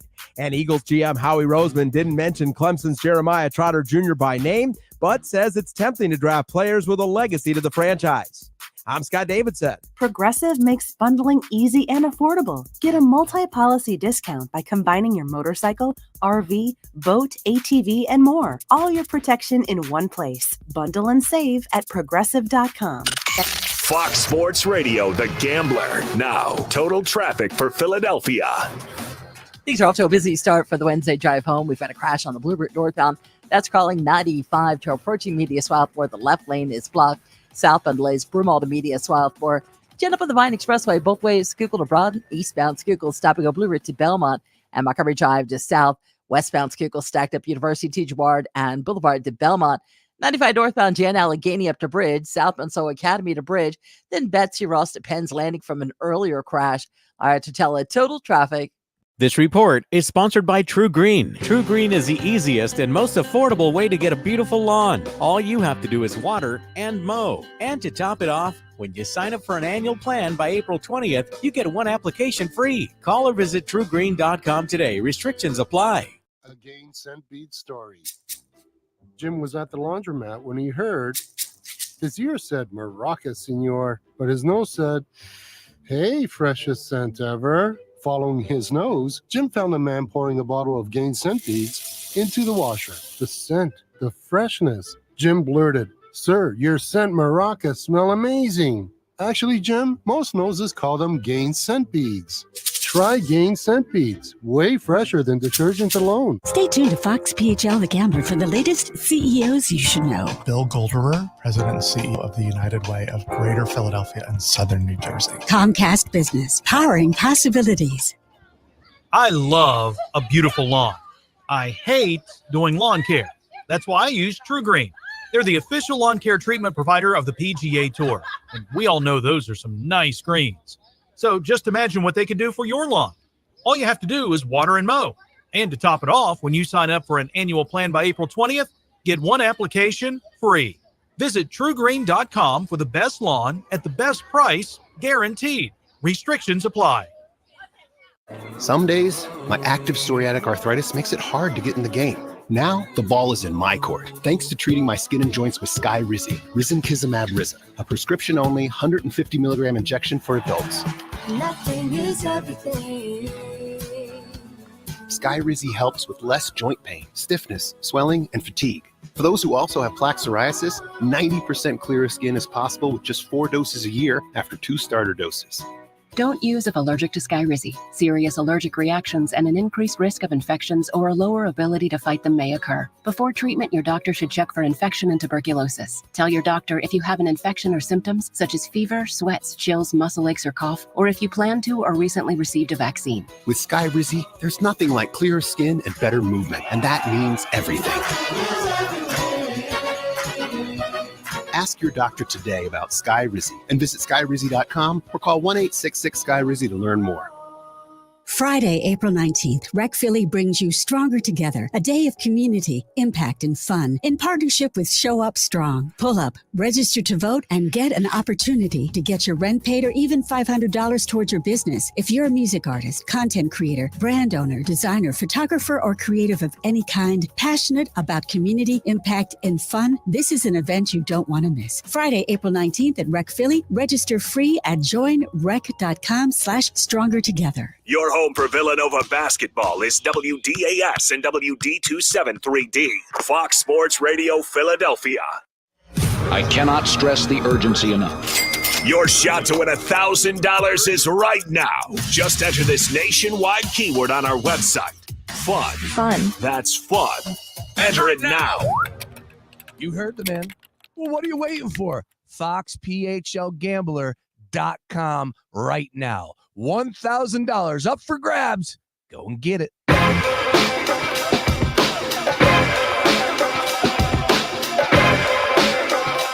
Chambray Chambernard. We are sipping on some Ritas. Fired up.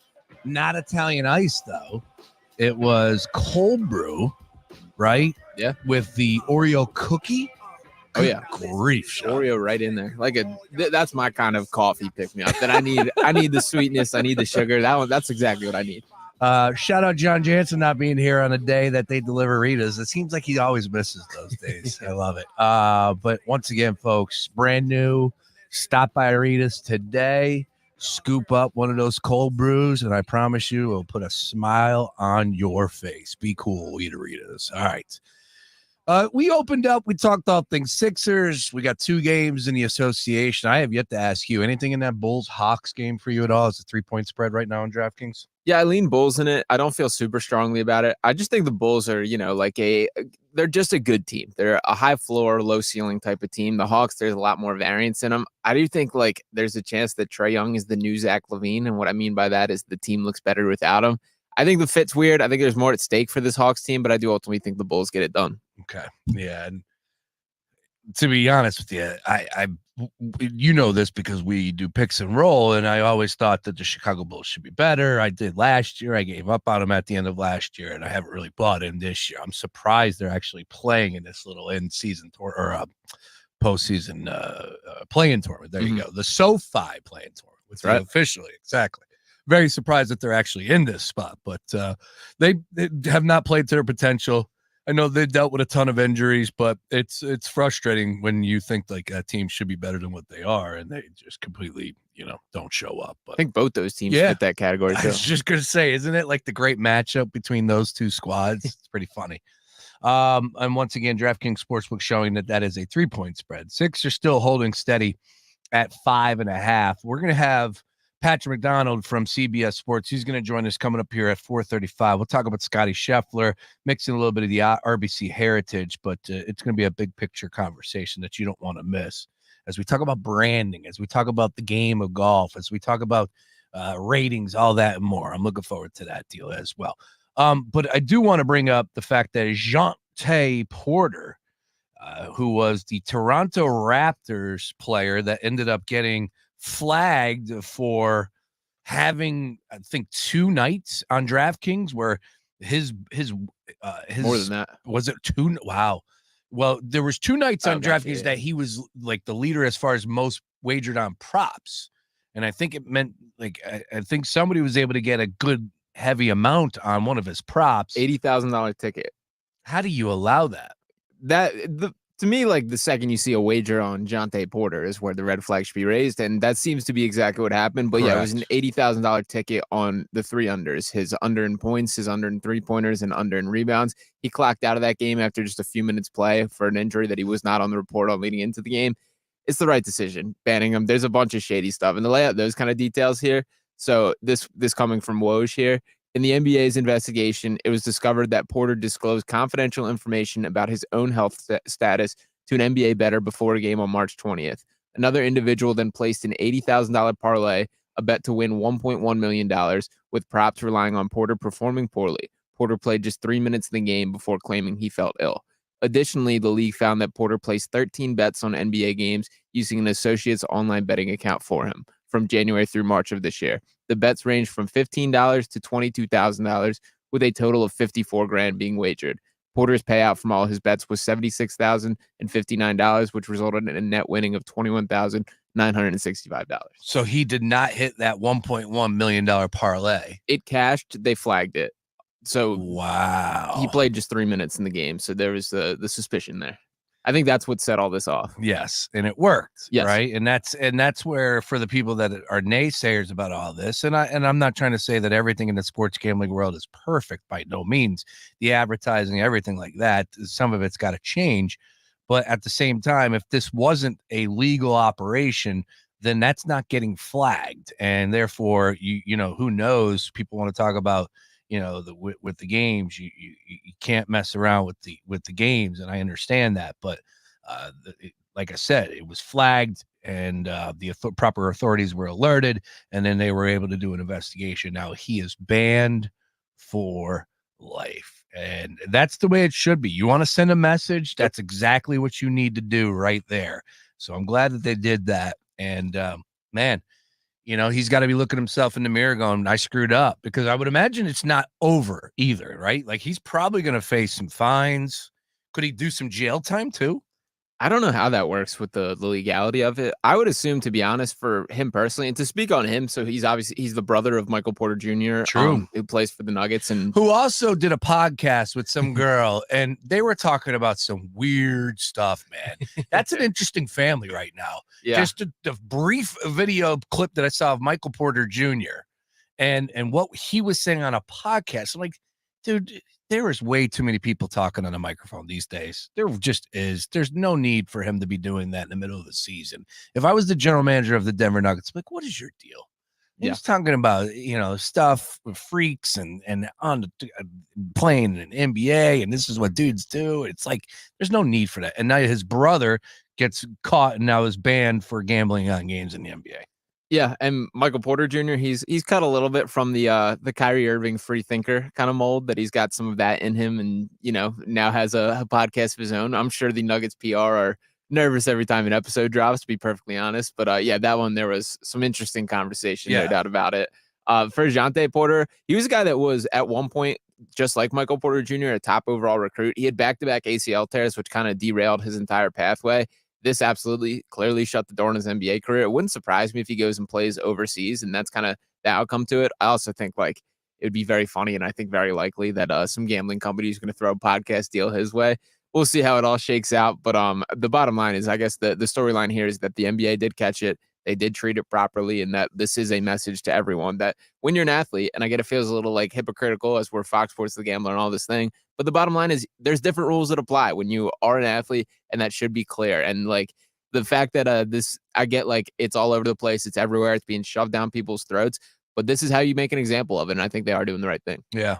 The only request that I have moving forward is people got to kill the joke or the tweet that follows up all this. Brought to you by.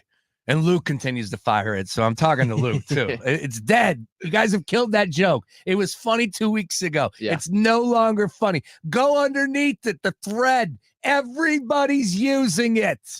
Do you think it's funny when you hit send on that tweet? It's dead. Brought to you by FanDuel. Brought to you by DraftKings Sportsbook. Brought to you by ESPN Bet. I get it. Ha ha ha ha. Yeah, Michael Porter Jr. and his brother, you know, they played both at Missouri, and you know, you brought up the fact that he was a pretty good recruit coming out of high school, and both of them dealt with some injuries. Of course, Michael Porter Jr. has been able to straighten that out, because I wasn't sure what he was going to be able to give you with that bad back. He was a guy that I wanted the Sixers to take. I know I've told you this story before, but you know, he was in the middle of that first round. And I'm like, if we're willing to do this every other year, draft somebody that you know is not going to play that next year, why not do it for this guy?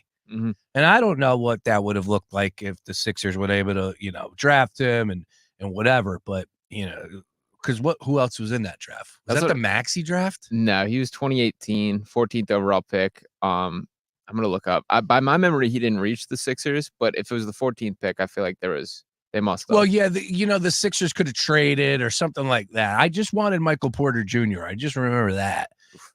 Dude was an absolute beast. What do you have for us? The order here it went Shai Gilgeous-Alexander at 11, Miles Bridges at 12, Jerome Robinson 13, Michael Porter Jr. at 14, Troy Brown, and then Zaire Smith was that 16 pick. There So you this go. was the Mikal Bridges year. Yes. And I said, okay, well, Michael Porter Jr. is there. Yeah. But again, that's neither here nor there. But Jontay is gone and banned, and it's a good thing. You wager on games, you break this rule, they don't need you. And I get it. There's some dumb stuff that's going around in the NFL where you can't place a wager on other leagues inside the building. I'm not saying those people need to be suspended for their careers or be banned for their careers, but missing a full season like Calvin Ridley did, that's terrible. I know you got rewarded, you got a new contract, but you can't be messing with the money. You're messing with your family. You're messing with your teammates. Like Jontay Porter goes out there in an NBA game and he's losing on purpose. Like somebody slap the hell out of him, please. Yeah. Yeah. And by the way, it was Mikal Bridges at the 10 pick there. So Porter Jr. went 4 picks lower in this draft conversation. That's right, but yeah, missed opportunity there. We can point to quite a bit of them through the process era. But yeah, the story of today is Jontay Porter. Are you surprised at all by this? Because this is pretty much what I expected. No, not surprised at all. Yeah. I knew that he was going to get caught. He was done. And I figured that Silver would not mess around because he knows what's being said. And unlike the other commissioners, I believe Silver actually cares. Yeah. Right. Like he's got the pulse of the people. I think he's willing to take some chances with the in-season tournament, right? Even though some people are down on that, there's some other stuff that people are down on the NBA. But I think Silver is a very, very smart man, and I don't really have a favorite commish at all, but I think he's one of the better ones that I've ever seen in my lifetime. So, hats off to him for pulling the trigger and getting him out of the league. They don't need that. Again, people are they're looking. There are now journalists that are making a name for themselves by attacking sports gambling. And they're willing to write the articles when Jontay Porter, when this stuff comes out, 2-3 weeks ago. I'm wondering if they're willing to say, okay, now he's banned for life. That's good. That's a great start. Nice. It's great to see that, the credibility is not being messed with, because that's what it comes down to with wagering on these games. You cannot mess with that. Mm-hmm. So Silver understands that regardless of the relationships with BetMGM or DraftKings or FanDuel or ESPN, who cares? These guys are players. They cannot wager on the game. That's where it starts and ends. That's all. All right. Go ahead. Anything else? No, I'm totally with you there. And I'm with you on Adam Silver as well. That I think it's weird to have a favorite commissioner, but I do think he's the best out of the bunch right now when you look across all these sports leagues. And I think this is another example of it. So there are going to be some murky waters that need to navigate. I don't think this is probably the last time we talk about a story like this, but correct. The brutal reality is the only way you start to stop it is by doing exactly this. And that's a step in the right direction. There were people around the horn, that Dodd dude. I remember he said, oh, this is blowing up. Leagues aren't going to be, you can't, what the hell was his terminology? What exactly did he say? Because he's like, the leagues can't do this. They can't do both of this. They can't keep these players in line. Yes, you can, by doing exactly what he just did. Yep. And another thing too, for people out there, you got to realize that this is happening across seas. They've been wagering on games across seas for a long time, many, many years before us here in America.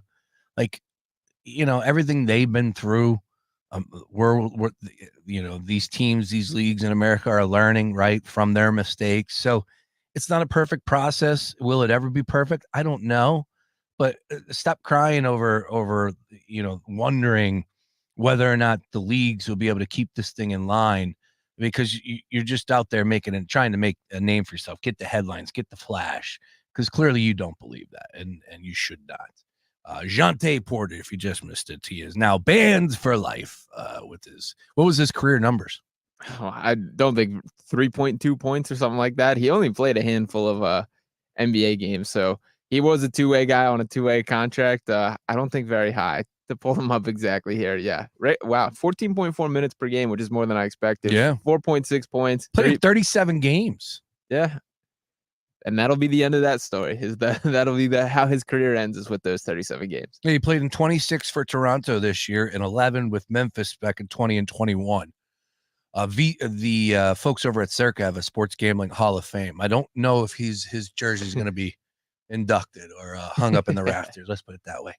All right, Patrick McDonald from CBS Sports. He covers the great game of golf. He's going to join us on the other side. 5 o'clock hour, we'll get back over to the Sixers conversation. I promise you on that one. But I think this next conversation is going to deliver. I'm going to learn a little bit, and I want to know how important are these ratings. I get it in the grand scheme of things when it comes to the world of golf.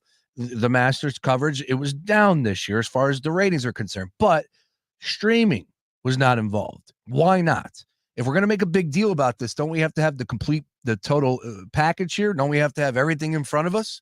That's the first thing that goes to my mind. And also, I want to talk to him about Scottie Scheffler.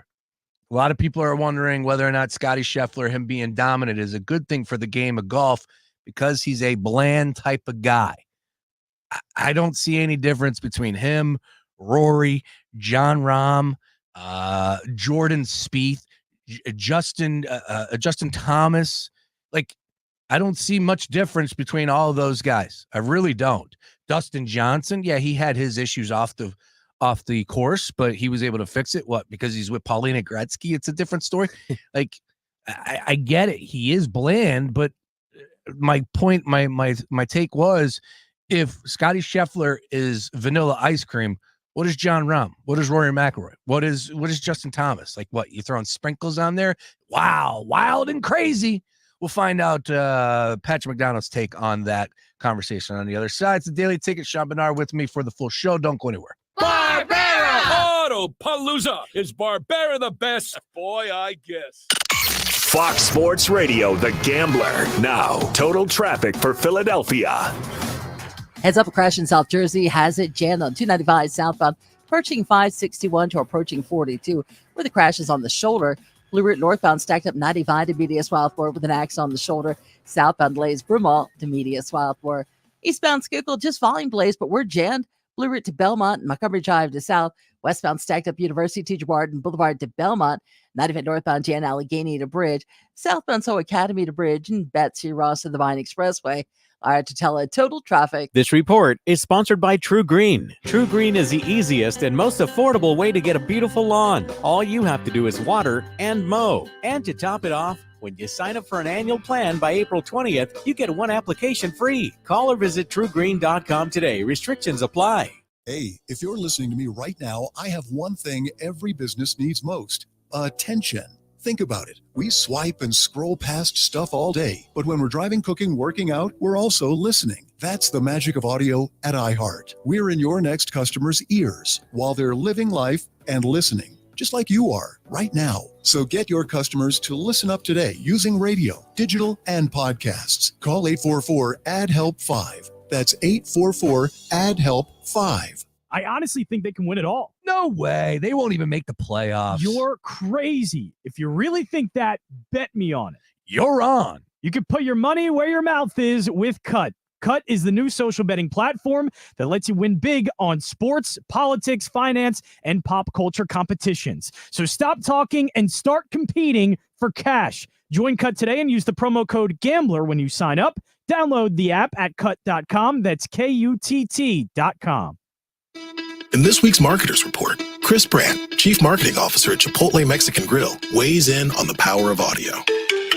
We've used audio to reinforce what we're showing on TV, what we're showing in other digital channels. When your priority is driving reach, boy, everybody seems to listen to the radio. As the #1 audio company, iHeartMedia gives marketers access to the audiences, conversations, trusted influencers, insights, and data you need to grow. If you're a marketer, go to iHeartResults.com.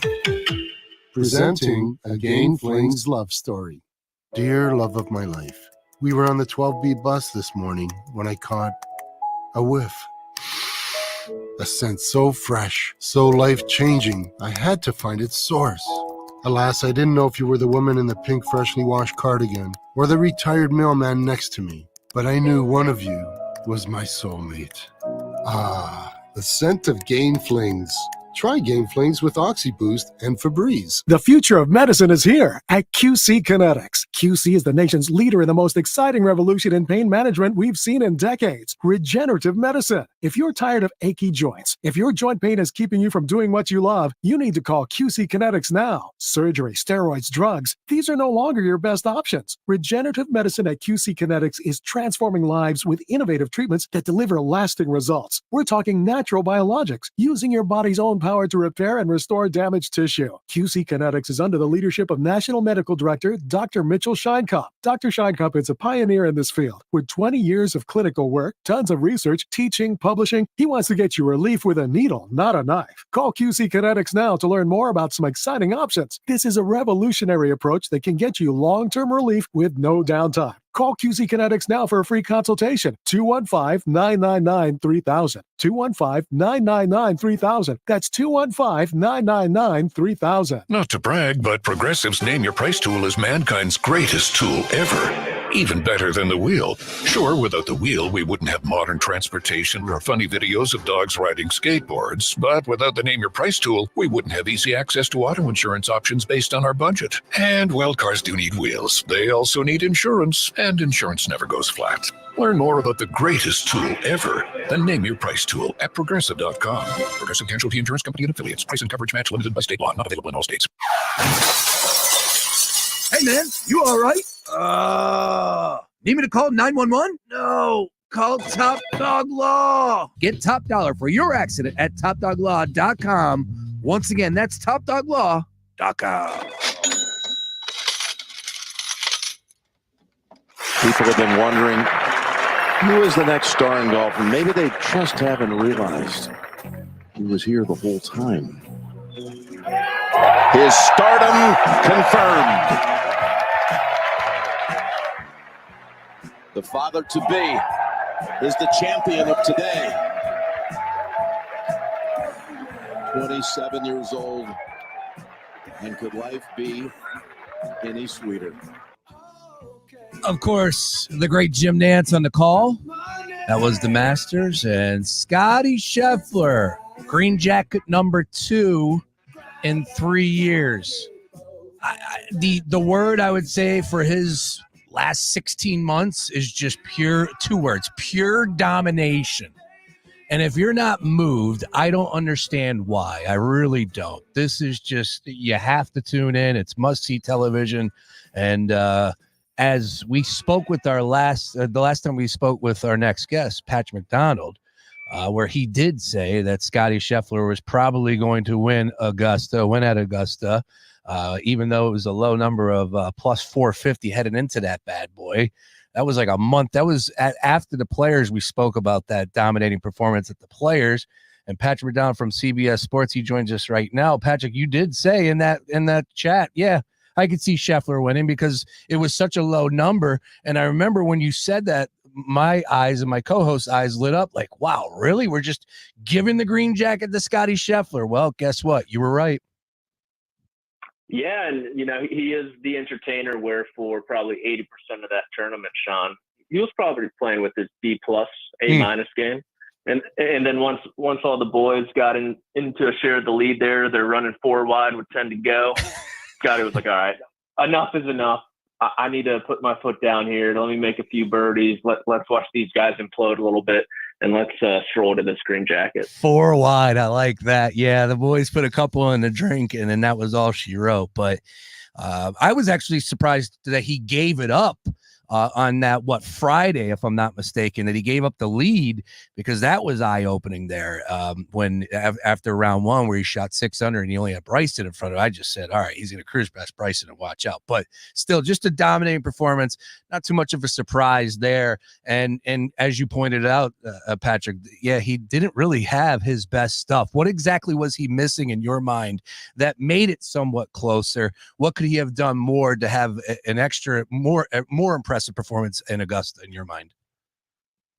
I'd say the two things that were missing for most of the championship. The first was the iron play. It wasn't the typical Scotty Scheffler iron play that we've seen over the last 2 years. It was pretty sloppy in some spots, him not hitting the spots where, we normally would see him. And the second would be there are some course management decisions that he made that were very un-Scotty Scheffler-like. We talk about him being a very conservative player, which, Sean, you need to be to win major championships, right? It's fairways, you hit to the fat part of the green, you roll in a 20-footer every now and again, you take care of the par fives, and you look at your scorecard and you're like, okay, I just shot 5 under, easy peasy. That's been Scotty Scheffler for the last 2 years.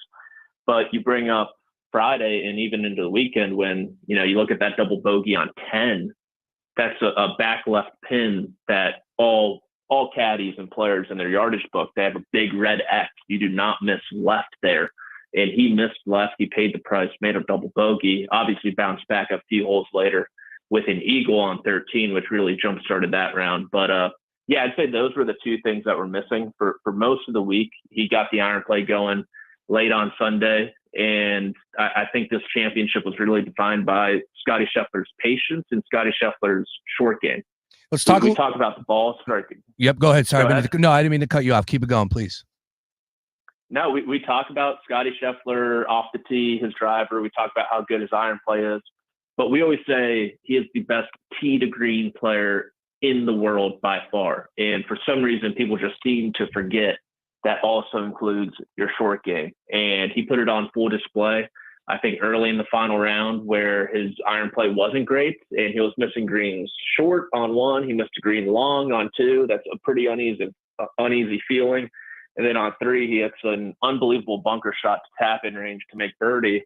And you're like, okay, we're going. And I think looking back on this week, what really stuck out to me was his short game is just as good as his ball striking, Sean.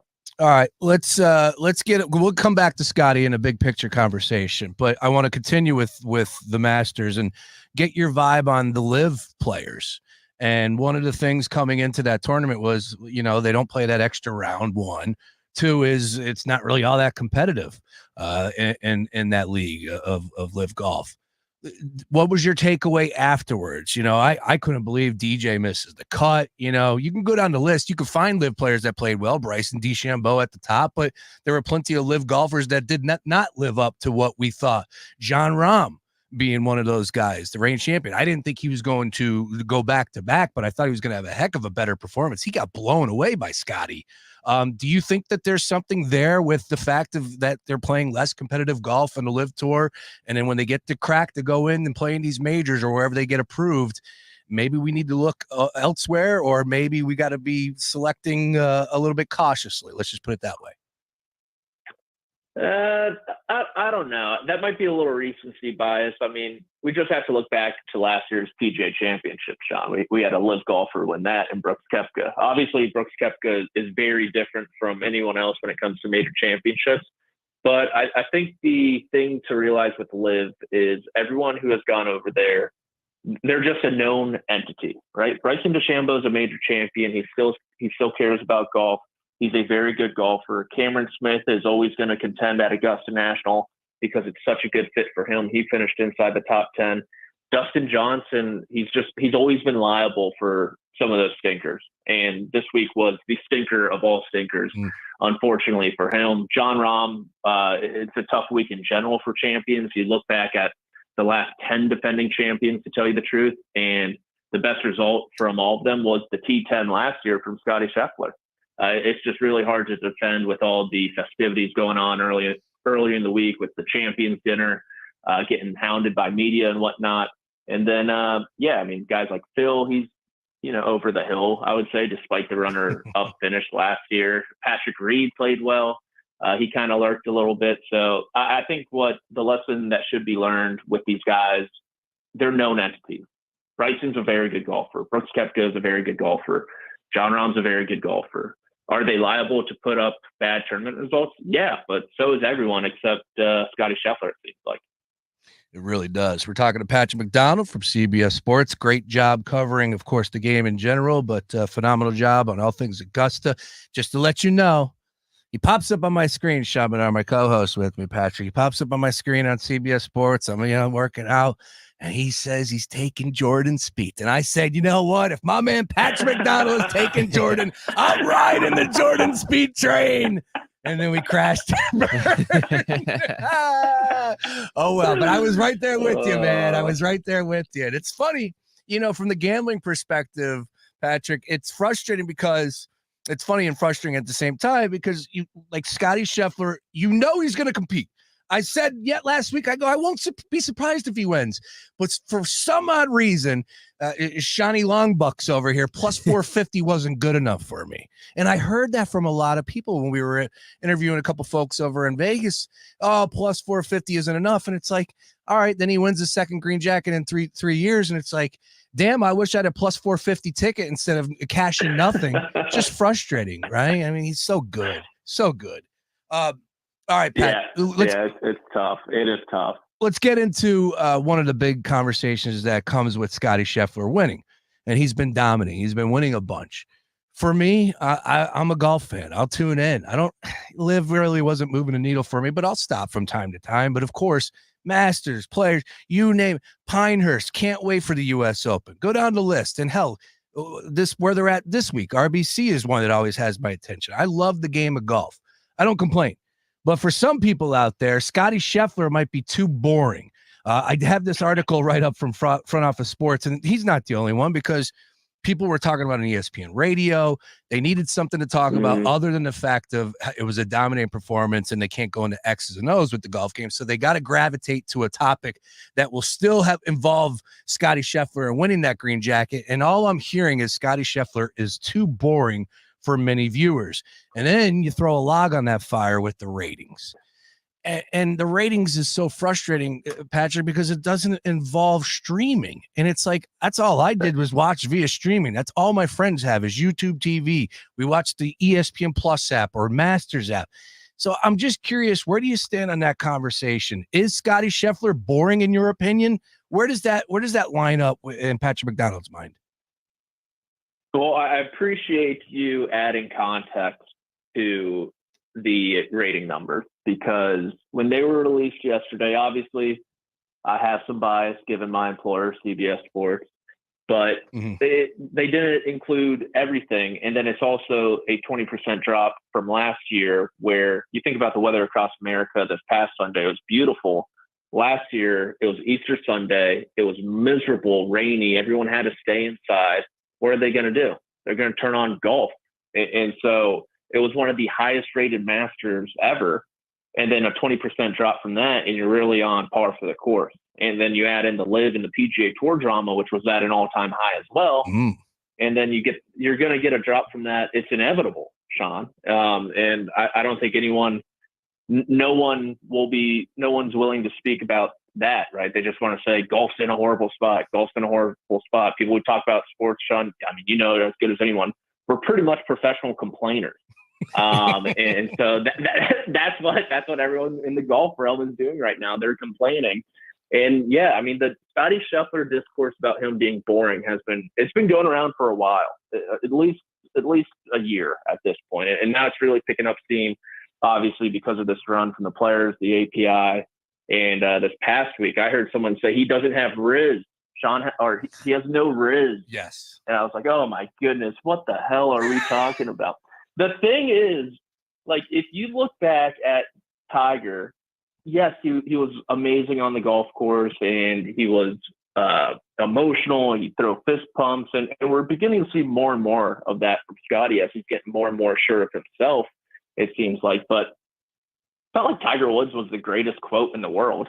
He gave the same answer over and over and over again. He was very well trained in that regard. He never gave the media anything. He let his game do the talking. And look, from my perspective, I like watching the greatest do unbelievable things and break records and things of that nature. And it looks like Scotty Scheffler could be on that trajectory if he keeps it up. So I don't find it boring at all, but we're also in a year of chalk, if you want to say, with Mahomes and UConn and Scotty Scheffler going to follow in those footsteps. Who knows? And maybe people in general are just kind of getting sick of it.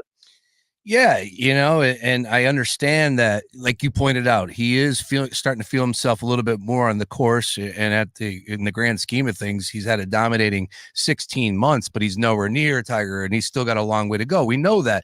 So everybody just wants it all right here, right now. And my question, my saying was this, Patrick, all right, if you're telling me Scotty Scheffler is vanilla ice cream, out of the world number ones, right, in the last 10 years, Jon Rahm, compare him to Jon Rahm. What makes Jon Rahm so different besides him being a Spaniard?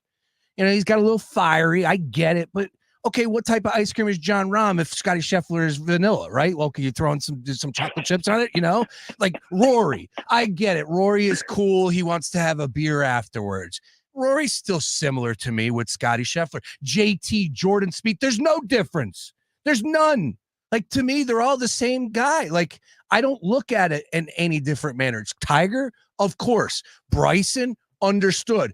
Brooks, yeah, we get that. Those guys put to the side. The rest of the tour, they're all in the same ballpark for me. Is that fair? Is that how you view it, or am I missing something? Because I don't want to be an expert I got it all here, but that's the way I'm feeling about this right now. So when people are telling me Scotty Scheffler is boring, well, who the hell moved the needle? Who wasn't boring for you then?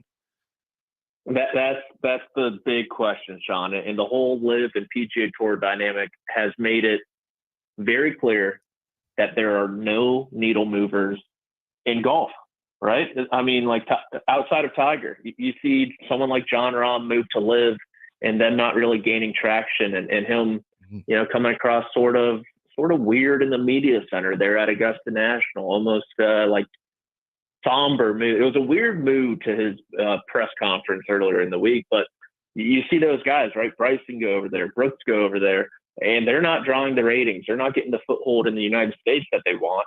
And you see that, and you're like, okay, these guys are not as popular as they think they are.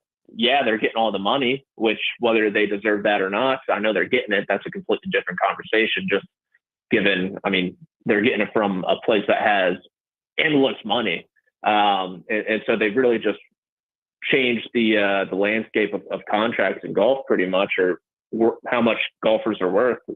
And so Scheffler, if you want to call him boring, that's fine to me. I'm a golf nut, so I find it super interesting when guys can go on runs like this and to see how long they can sustain them. But Sean, I think you hit the nail on the head where there aren't really many needle movers in the sport, right? There's no real Tiger Phil out there for us to watch anymore, and we're left kind of stuck with the 5 to 10 guys that we got to watch. So true on the Jon Rahm stuff. I'm glad you said that. That's a great take. Yeah, he moved, and is that moving the needle now? It's early, but I don't see people lining up or people on my timeline. I can't wait to watch Jon Rahm on the LIV Tour. Don't know. Maybe if Rory did take the 850, if there was truth behind that, maybe that would be something different. Is there anything truthful behind that? Where are you at on that, Patrick? Are we buying Rory, or where are you at on that one? I was hearing murmurs, but my favorite part about that report, Sean, is they list everything, right? We have sources close to it. Rory's getting 850, 2% equity in the competition. And then the very next line below that is, we cannot verify any of these claims.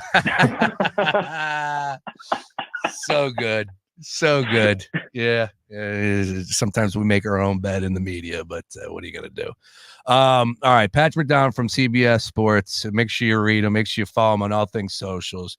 Tremendous job, and one of the best. We're covering the great game of golf. Once again, P. McDonald, CBS. Got to get you out of here. The boys are in your backyard down there in Charleston, South Carolina, RBC Heritage. Scotty Scheffler yet again, plus 450. Has the child come yet? Has Meredith had the kid yet? No. So, truthfully, that was completely blown out of proportion by the media there at Augusta. I think she's doing a couple weeks, I believe. Even Scotty today was like, yeah, this is why I don't talk about my personal life with you guys, because you guys just took that and ran with it and blew it way out of proportion. And that's the truth. He's plus 450. All right. So he's playing throughout the course of this weekend. Is that train going to keep on rolling here? Plus 450 worth a little sprinkle in your mind? Or are we going to look elsewhere as far as RBC is concerned? Man, I don't know. If the guys want to pick one off, catch Scotty sleeping, you would think it's this week, right, with all the Masters celebrations, going back to Dallas for a couple days, getting in yesterday and only playing 9 holes at the golf course. But he's just so much better than everyone else. I mean, Xander Schauffele is statistically the second best player in the world. Sean, he is 4 strokes better than Xander Schauffele per tournament. Like, it's not even close. So yeah, I mean, I think he's obviously going to be there towards the end. I think at worst he gets like a top 10 finish. I'm looking at someone like Shane Lowry though, just because I'm a glutton for punishment. I don't really like to win money with my bets, right? 450 is too short, even though it cashes every week. If Who you needs keep that? rolling over the 450 and the 450 and the 450, you'll get somewhere. Still not good enough. But Yep. yeah, I'm going to go with Shane Lowry. He's been great around this golf course. He's hitting the ball. He's playing really well at the moment. So I'm going to take a flyer on him. Excellent. 45-1 on DraftKings Sportsbook. Great write-up over at cbssports.com. We'll tweet that out. Patrick McDonald, you are the man. Hopefully you're able to get a breath this week. Great coverage last week on all things Augusta. Definitely be dialing you up here coming up soon because we got another major fast approaching. And I mean it when I say it, man. You kick butt on CBS Sports. It was a great little surprise to see you pop up on the television screen. Maybe not Jordan Spieth next time. All right. Come on. At least it wasn't Rory. All right. Yeah, I'm surprised they let me back on, Sean. I'm surprised they let me back on. All love. Hey, man, keep kicking butt and taking names. We'll catch up down the road. Appreciate a couple minutes. Yep, take it easy, gang. Awesome. There he is. Patrick McDonald once again on the Gambler Hotline. 5 o'clock hour on the other side. Sean Bernard's ready to get back after the Sixers conversation. Oh, yeah. We got NBA to get into. 2 games, Sixers, Heat. Great stuff from Patrick, though. Can't thank him enough for getting into that Scotty Scheffler. And it was really opened my eyes when he did say that about John Rahm, because I was cautious when I was tweeting that out last night, going, John Rahm's no different. I'm like, all right, he is a little bit fiery. He has the attitude. Maybe there could be something there that people would grasp onto. But clearly, as Patrick just said, it's not happening right now in the Live. We got a final. Overtime. Oh, how about that? Yeah, 1-1. Extra time, soccer guy. My bad, man. That's all right. Come on. It's the Daily Ticket. 5 o'clock hour on the other side. Sean Bernard, full show. Don't go anywhere. Great news. The cash contest is back. The Gambler and Gary Barbera on the Boulevard have teamed up yet again to give you a chance to put some bonus bucks in your pocket. All you have to do is keep it locked to the Gambler, and at the top of every hour, listen for the keyword and get over to our website, foxphlgambler.com, and enter to win $1,000. That's 9 times a day. So is the Gambler and Gary Barbera the best? Boy, I guess. At Gary Barbera's Auto Palooza, you got a buck, you're in luck. All makes, all models, instant credit, $1 down delivers, and 50 of them from the land under 20 grand. Is Barbera's on the Boulevard the best? Boy, I guess. The IRS is the most powerful collection agency on earth, and if you owe back taxes, the news isn't good. The IRS is raising the interest rate it charges on unpaid taxes, and further rate hikes are expected. Most people don't know it, but the IRS adds interest charges to your tax debts daily. So if you owe the IRS today, you'll owe even more tomorrow. And it doesn't stop until you get right with the IRS. The good news is getting right can start with one phone call to Optima Tax Relief, America's #1 tax relief firm. Optima's tax professionals specialize in the Fresh Start Initiative, a powerful IRS program that can save you thousands if you qualify. In fact, the experts at Optima have resolved over $1 billion in tax debt for their clients. Call now for a free consultation. Call 800-354-2840. 800-354-2840. 800-354-2840. Optima Tax Relief. Some restrictions apply. For complete details, please visit OptimaTaxRelief.com. This is your Wednesday Sports Minute, brought to you by BetMGM, the king of sportsbooks. NBA postseason play-in tournaments tonight. 2 Eastern Conference games. In Philadelphia, the 76ers play host to the Miami Heat. Winner gets the 7th seed in the East. Sixers are a 4.5-point home favorite. Over-under total points is 208.5. Joel Embiid, over-under total points, 30.5. In Chicago, the Bulls take on the Atlanta Hawks. The Bulls a 3.5-point home favorite. Over-under total there, 221.5. Signature bets, single game parlays. Build your own parlays. Lots of ways to take action. BetMGM is the king of sportsbooks. See BetMGM.com for terms. 21 plus only. Gambling problem? Call 1-800-GAMBLER. Available in the U.S. Call 877-8-HOPE-NY or text HOPE-NY 467-369 New York. Call 1-800-NEXT-STEP Arizona. 1-800-327-5050 Massachusetts. 1-800-BETS-OFF in Iowa. Or visit 1-800-GAMBLER.net West Virginia. In partnership with Kansas Crossing Casino and Hotel. The free iHeartRadio app has over 100 commercial-free stations waiting for you right now, like Deep Cuts, a commercial-free station featuring deep album tracks from iconic artists. Just search Deep Cuts and listen now on your free iHeartRadio app. iHeartRadio. Free never sounded so good. I love a beautiful lawn. I hate doing lawn care. That's why I use True Green. They're the official lawn care treatment provider of the PGA Tour, and we all know those are some nice greens. So just imagine what they can do for your lawn. All you have to do is water and mow. And to top it off, when you sign up for an annual plan by April 20th, get one application free. Visit TrueGreen.com for the best lawn at the best price, guaranteed. Restrictions apply. True Green is the easiest and most affordable way to get a beautiful lawn. All you have to do is water and mow. And to top it off, when you sign up for an annual plan by April 20th, you get one application free. Call or visit TrueGreen.com today. Restrictions apply. Cloudy and damp overnight with a few showers rolling through, a low temperature of 52 degrees. And we stay with that trend here for Thursday. Cloudy, damp, low clouds, occasionally some drizzle around, and a cool high of 58 degrees with that wind coming in out of the northeast at 8 to 16 miles an hour. I'm meteorologist Adam Joseph with your 6 ABC forecast. This report is sponsored by Bank of America. Bank of America has powerful digital solutions for local and global businesses, so you can make every move matter. Visit bankofamerica.com/banking for business to learn more. Bank of America, N.A. Copyright 2024. Dan Patrick, 9 to noon. Brett Brown joins us. Colin Cowherd from noon to 3. The Sixers are amazing. And the Daily Ticket with Sean Brace from 3 to 6 p.m. Only one place you can find that. All ears to it. Right here on Fox Sports Radio, The Gambler. Fox Sports Radio, The Gambler. Now, total traffic for Philadelphia.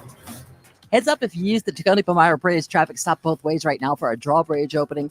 Getting word of a crash on Lower Oxford Township Street Road at Jackson School Road. Traffic's being directed around the scene. Just volume delays on the Schuylkill Jan eastbound Blue Route to Belmont and Montgomery Drive to South. Westbound Heavy University to Jaward and Boulevard to Belmont. 95 northbound stop and go Allegheny up to Bridge and so Cottman to Academy. Southbound so Woodhaven to Cottman, Betsy Ross to Penn's Landing, and Ridley Park to 320. To tell it total traffic. This report is sponsored by Juicy Juice. Juicy Juice is 100% juice, which means no sugar added, no high fructose corn syrup, and no artificial sweeteners. Kids love the full fruit flavors, and you'll love knowing you can count on Juicy Juice for the good stuff. Find Juicy Juice at your favorite local grocery retailer. Info at juicyjuice.com.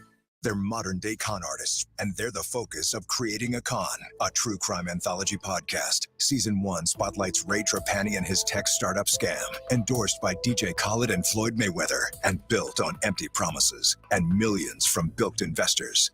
If someone's like, oh, what's your best way of making money? I don't think start a business. I'm like, oh, we should start some sort of scheme. And I can't help it. Listen to Creating a Con on America's #1 podcast network, iHeart. Open your free iHeart app and search Creating a Con. Presenting a Gain Flings love story. Dear love of my life, we were on the 12B bus this morning when I caught a whiff. A scent so fresh, so life-changing, I had to find its source. Alas, I didn't know if you were the woman in the pink freshly washed cardigan or the retired mailman next to me. But I knew one of you was my soulmate. Ah, the scent of Gain Flings. Try Gain Flings with OxyBoost and Febreze. Shop our best savings for spring during Spring Fest at Lowe's. Get up to 35% off, plus save an extra $150 on every $1,500 you spend on select major appliances. And save on premium 2 cubic foot mulch. Get 5 bags for just $10. Because Lowe's knows spring. Lowe's knows home improvement. Valid through 4/17. Appliance savings vary based on purchase amount. Exclusions apply. See Lowe's.com for more details. Premium mulch offer excludes Alaska and Hawaii. Selection varies by location. While supplies last. Some days, my active psoriatic arthritis makes it hard to get in the game. Now, the ball is in my court, thanks to treating my skin and joints with Skyrizi, Risankizumab Riza, a prescription-only 150 milligram injection for adults. Nothing is everything. Skyrizi helps with less joint pain, stiffness, swelling, and fatigue. For those who also have plaque psoriasis, 90% clearer skin is possible with just 4 doses a year after 2 starter doses. Don't use if allergic to Skyrizi. Serious allergic reactions and an increased risk of infections or a lower ability to fight them may occur. Before treatment, your doctor should check for infection and tuberculosis. Tell your doctor if you have an infection or symptoms such as fever, sweats, chills, muscle aches, or cough, or if you plan to or recently received a vaccine. With Skyrizi, there's nothing like clearer skin and better movement, and that means everything. Ask your doctor today about Skyrizi and visit skyrizi.com or call 1-866-SKYRIZI to learn more. I'm Hannah Storm, and my new podcast, NBA DNA with Hannah Storm, digs deep into the history of professional basketball, alongside my own as one of sports television's first female broadcasters. Now let's get you up to speed on what else happened around the NBA today. I'll talk to the legends of the game, Dr. J, and those behind the scenes with some fantastic stories both on and off the court. Listen to NBA DNA with Hannah Storm on the iHeartRadio app or wherever you get your podcasts. Your home for Villanova basketball is WDAS and WD273D, Fox Sports Radio Philadelphia.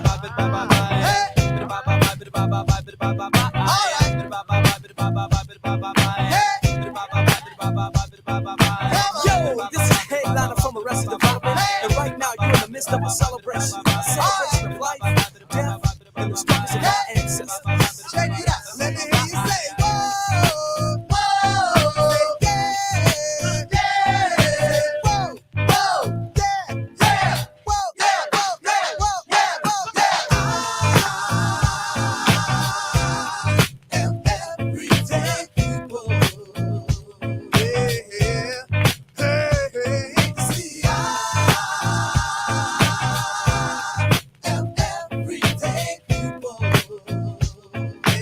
Five o'clock hour underway. It's the Daily Ticket. We got Sean Menard, full show. Final hour coming down the home stretch. Hey, swinging and dinging at 6 o'clock. You hear the line change. John Jansen following that as well.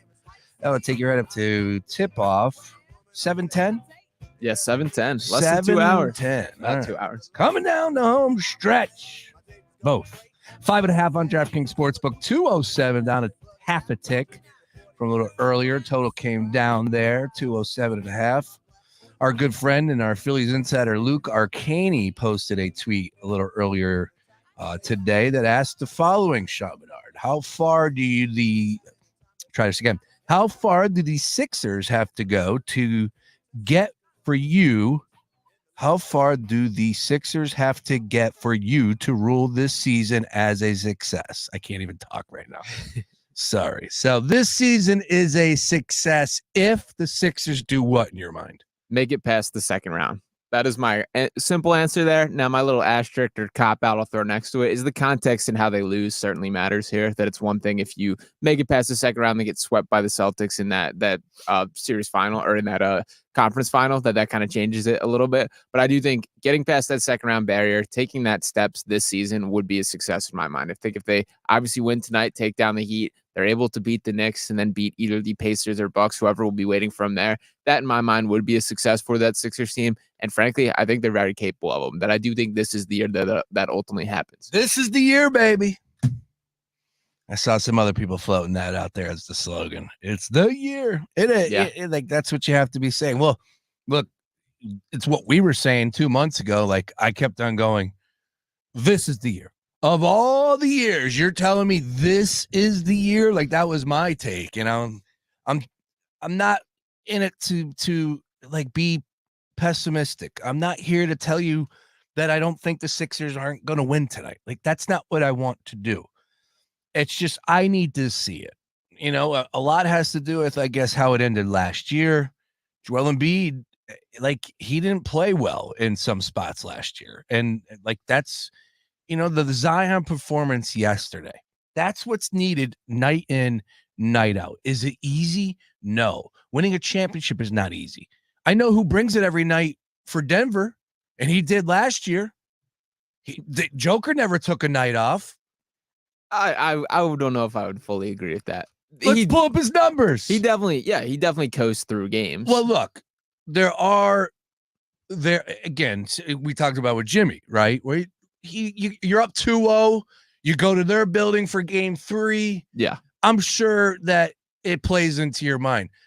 Still, though, right? Like, there wasn't a moment that I don't remember in a big-time game that I was looking over at Denver going, well, Joker took the night off, and Joker hid. Like, you want to win an NBA championship, you have to rise above that. And that's why very few do, and I get it. The team aspect has to come into play. No one's going to deny that.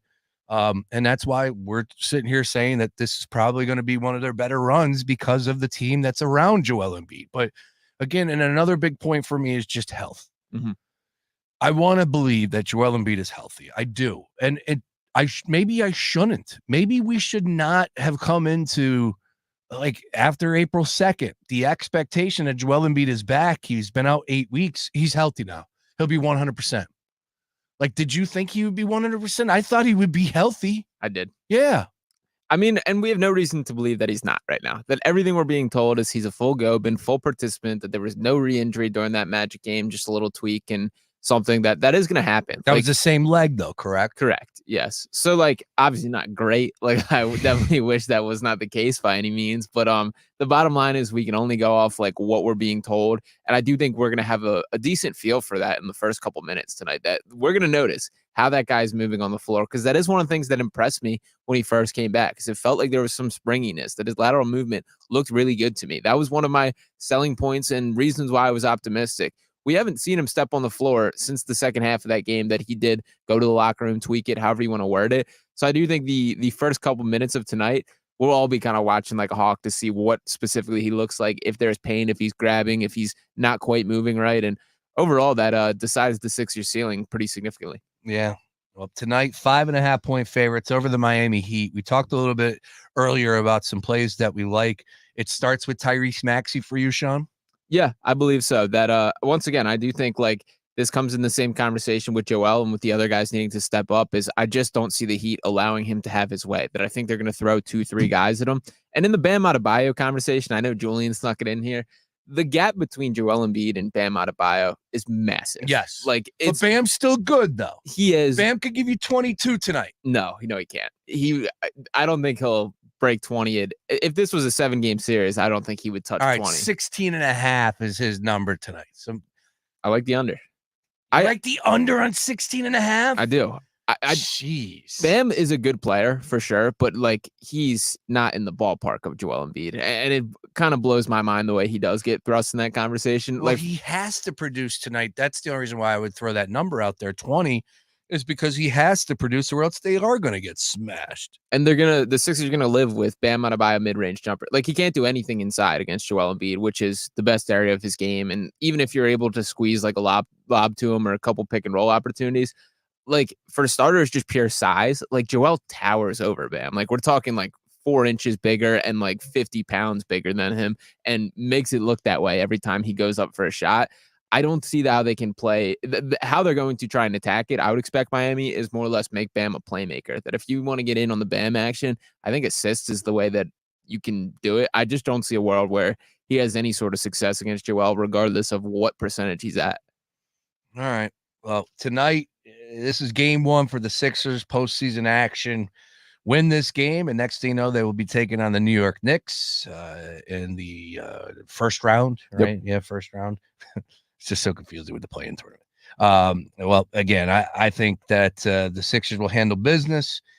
I just expect the Miami Heat to be that culture. That I think that culture will travel up here. I know you do not believe that the flip of the switch will happen tonight. I don't think they need to flip a switch to the point that, like, this is a team that's going to go on a run to the NBA Finals. That, to me, would be flipping a switch. I'm asking professionals to play a good basketball game with a good head coach on the road in a playoff situation.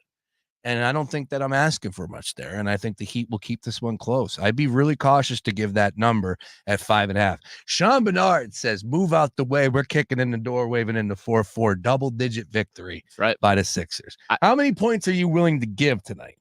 I double digits where I would cap it. I'm not getting crazy here. Minus 9.5 would be my line. For what it's worth, that is plus 165 on DraftKings. I wouldn't go that far. I would still rock with the minus 5.5. I'm still comfortable with. Ultimately, how I see this game going is like the Heat are going to play him tough. And really one of the battles to watch is how much they're able to push the tempo, that for these same reasons we're talking about, Joel, that he's not at his peak fitness. And I think Miami's going to look to take advantage of that. So traditionally, they're pretty much a slow-paced team. I don't expect them to play that way tonight. I expect the Sixers to be the team trying to slow the tempo down.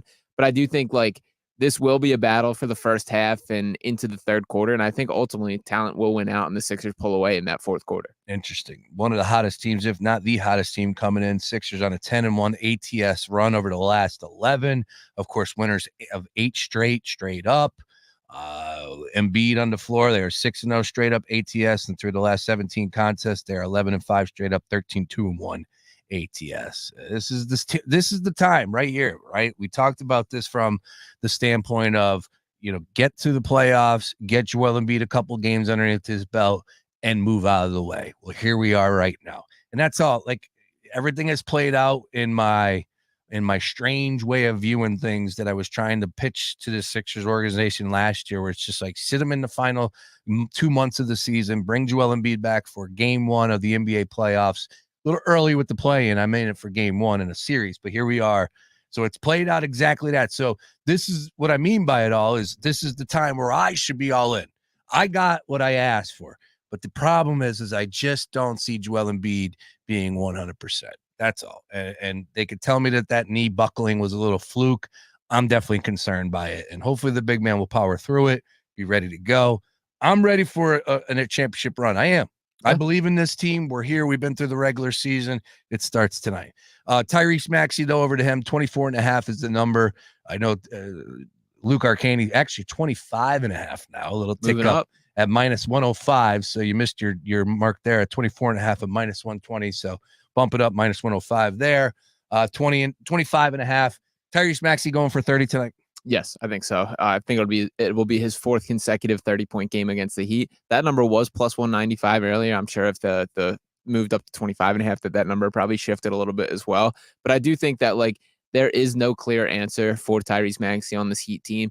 He's just turned himself into an absolute complete player. And by the way, I do think that there will be a point during this play-in run where a team just tests Tyrese Maxey defensively, where he is the guy circled looking for switches. I don't think it'll be tonight. Maybe Jimmy Butler tries to get a go at him, but I just think he's going to answer. That I think that's another area where he's improved himself to a plus defender at this point in his career, which is really impressive stuff. So I think he's going to be built for the moment by every definition. But yeah, I do think Maxey's fingerprints are going to be all over this matchup tonight. I love how sick we are in this city. A friend of mine has posted, he'll remain nameless, but he posted on socials that the Sixers tweeted out an hour ago, the stage is set, and hashtag for the love of Philly. And apparently these are the T-shirts that we rolled out last year versus the Boston Celtics. I have one. I have one in my closet, actually. Yeah, so he goes, the cursed Celtic shirts from last year, you cheap Fs, bringing in bad vibes already. We are completely just absolutely out of our minds in this city, but I wouldn't want it any other way. Hashtag for the love of Philly, Sean Bedard. Your thoughts? Yeah, I mean, I'm not going to keep the juju attached to the T-shirts there that I won't get too over the top about that one. I do think it's a good looking shirt. So let's cleanse the slate with that one. I just believe in this team, man, that like when you take the top 8 of this team, it's everybody's constructed to play around Joel Embiid for the first time in his entire tenure here. That there's no players built for James Harden, or there's no players built for Ben Simmons, which was the case in past years. This is all centered around Joel Embiid. It is his turn to answer. But every one of these guys brings something. But the Kyle Lowry, the championship pedigree, the feel for the game, the composure, the way he can control a tempo of a game. Kelly Oubre, the athleticism that he brings, that he's not going to back down to anybody. Nico Batum, the passing. All these guys fit in a way that I haven't felt in past years. And I just think like this team has a fighting chance at really winning it all this year. And I think it starts with tonight. I think we're all ready to be hurt again. We're all ready. You know, like let's fire it up. Let's get it going, the bus. Let's start believing. But we all deep down inside know that what else are we going to do? Not believe, cheer against this team? No one's going to do that. So here we are. I'm ready. Sean Brace, we've trusted the process here. We've watched Joel Embiid go from a guy who last year hurt me though. Yeah, last year did hurt. That was the final nail in the coffin. But we're back. We're locked in. We're ready for this year. That this could very well be the year. Why not this year? Why we can't let the scars of past seasons stop us from looking at this year objectively. I'm looking at what's in front of me. This team has been phenomenal. 31-8 when Joel Embiid plays this year. Second best net rating in the entire league. Those are the numbers I care about. That's going to add to this tonight. And by the way, for all the playoff dropping of Joel Embiid, he certainly has not been perfect, but he more or less goes from an MVP player to just an all-star. It's not like he reduces. The bar is set so high for him. Yeah. And I do think that he has the guys to pick up the weight that he needs to let off a little bit this year. Wow. I'm in.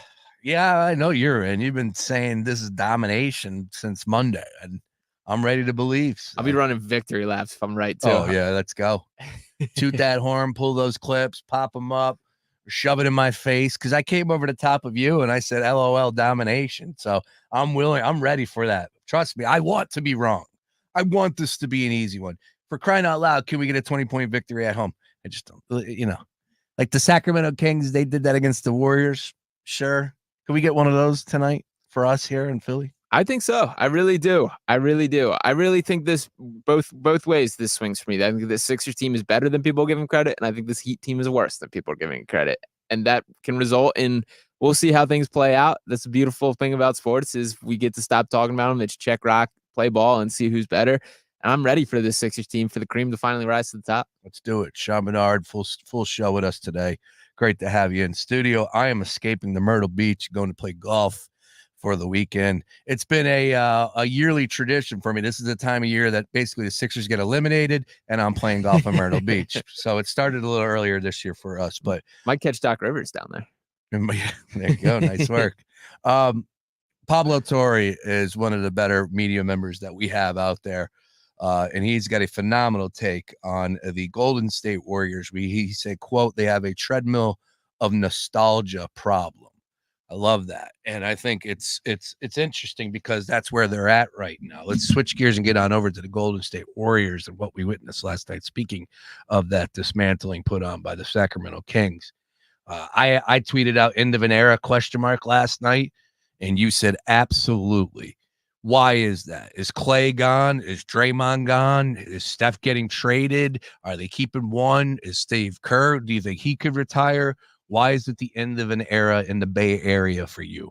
Yeah, I mean, I do think they've done a nice job bringing in some young talent, the Jonathan Kumingas, the Trace Jackson Davies, that they're Brandon Pachevsky. There's guys that are good on this team, but there's no other Steph Curry, and that's what everything's built around. I don't think Steph's done, but I do think he has a couple years left. Clay's the number one for me, that I think that there's basically zero chance that he's back in a Warriors uniform next year. I do think he'll test the waters of free agency, get a pretty healthy paycheck somewhere. Wouldn't even surprise me if the Sixers are in the mix with all the cap space and the fit that he could present, not pumping the tires of that, because I do have some legitimate concerns about how much he has left in the tank.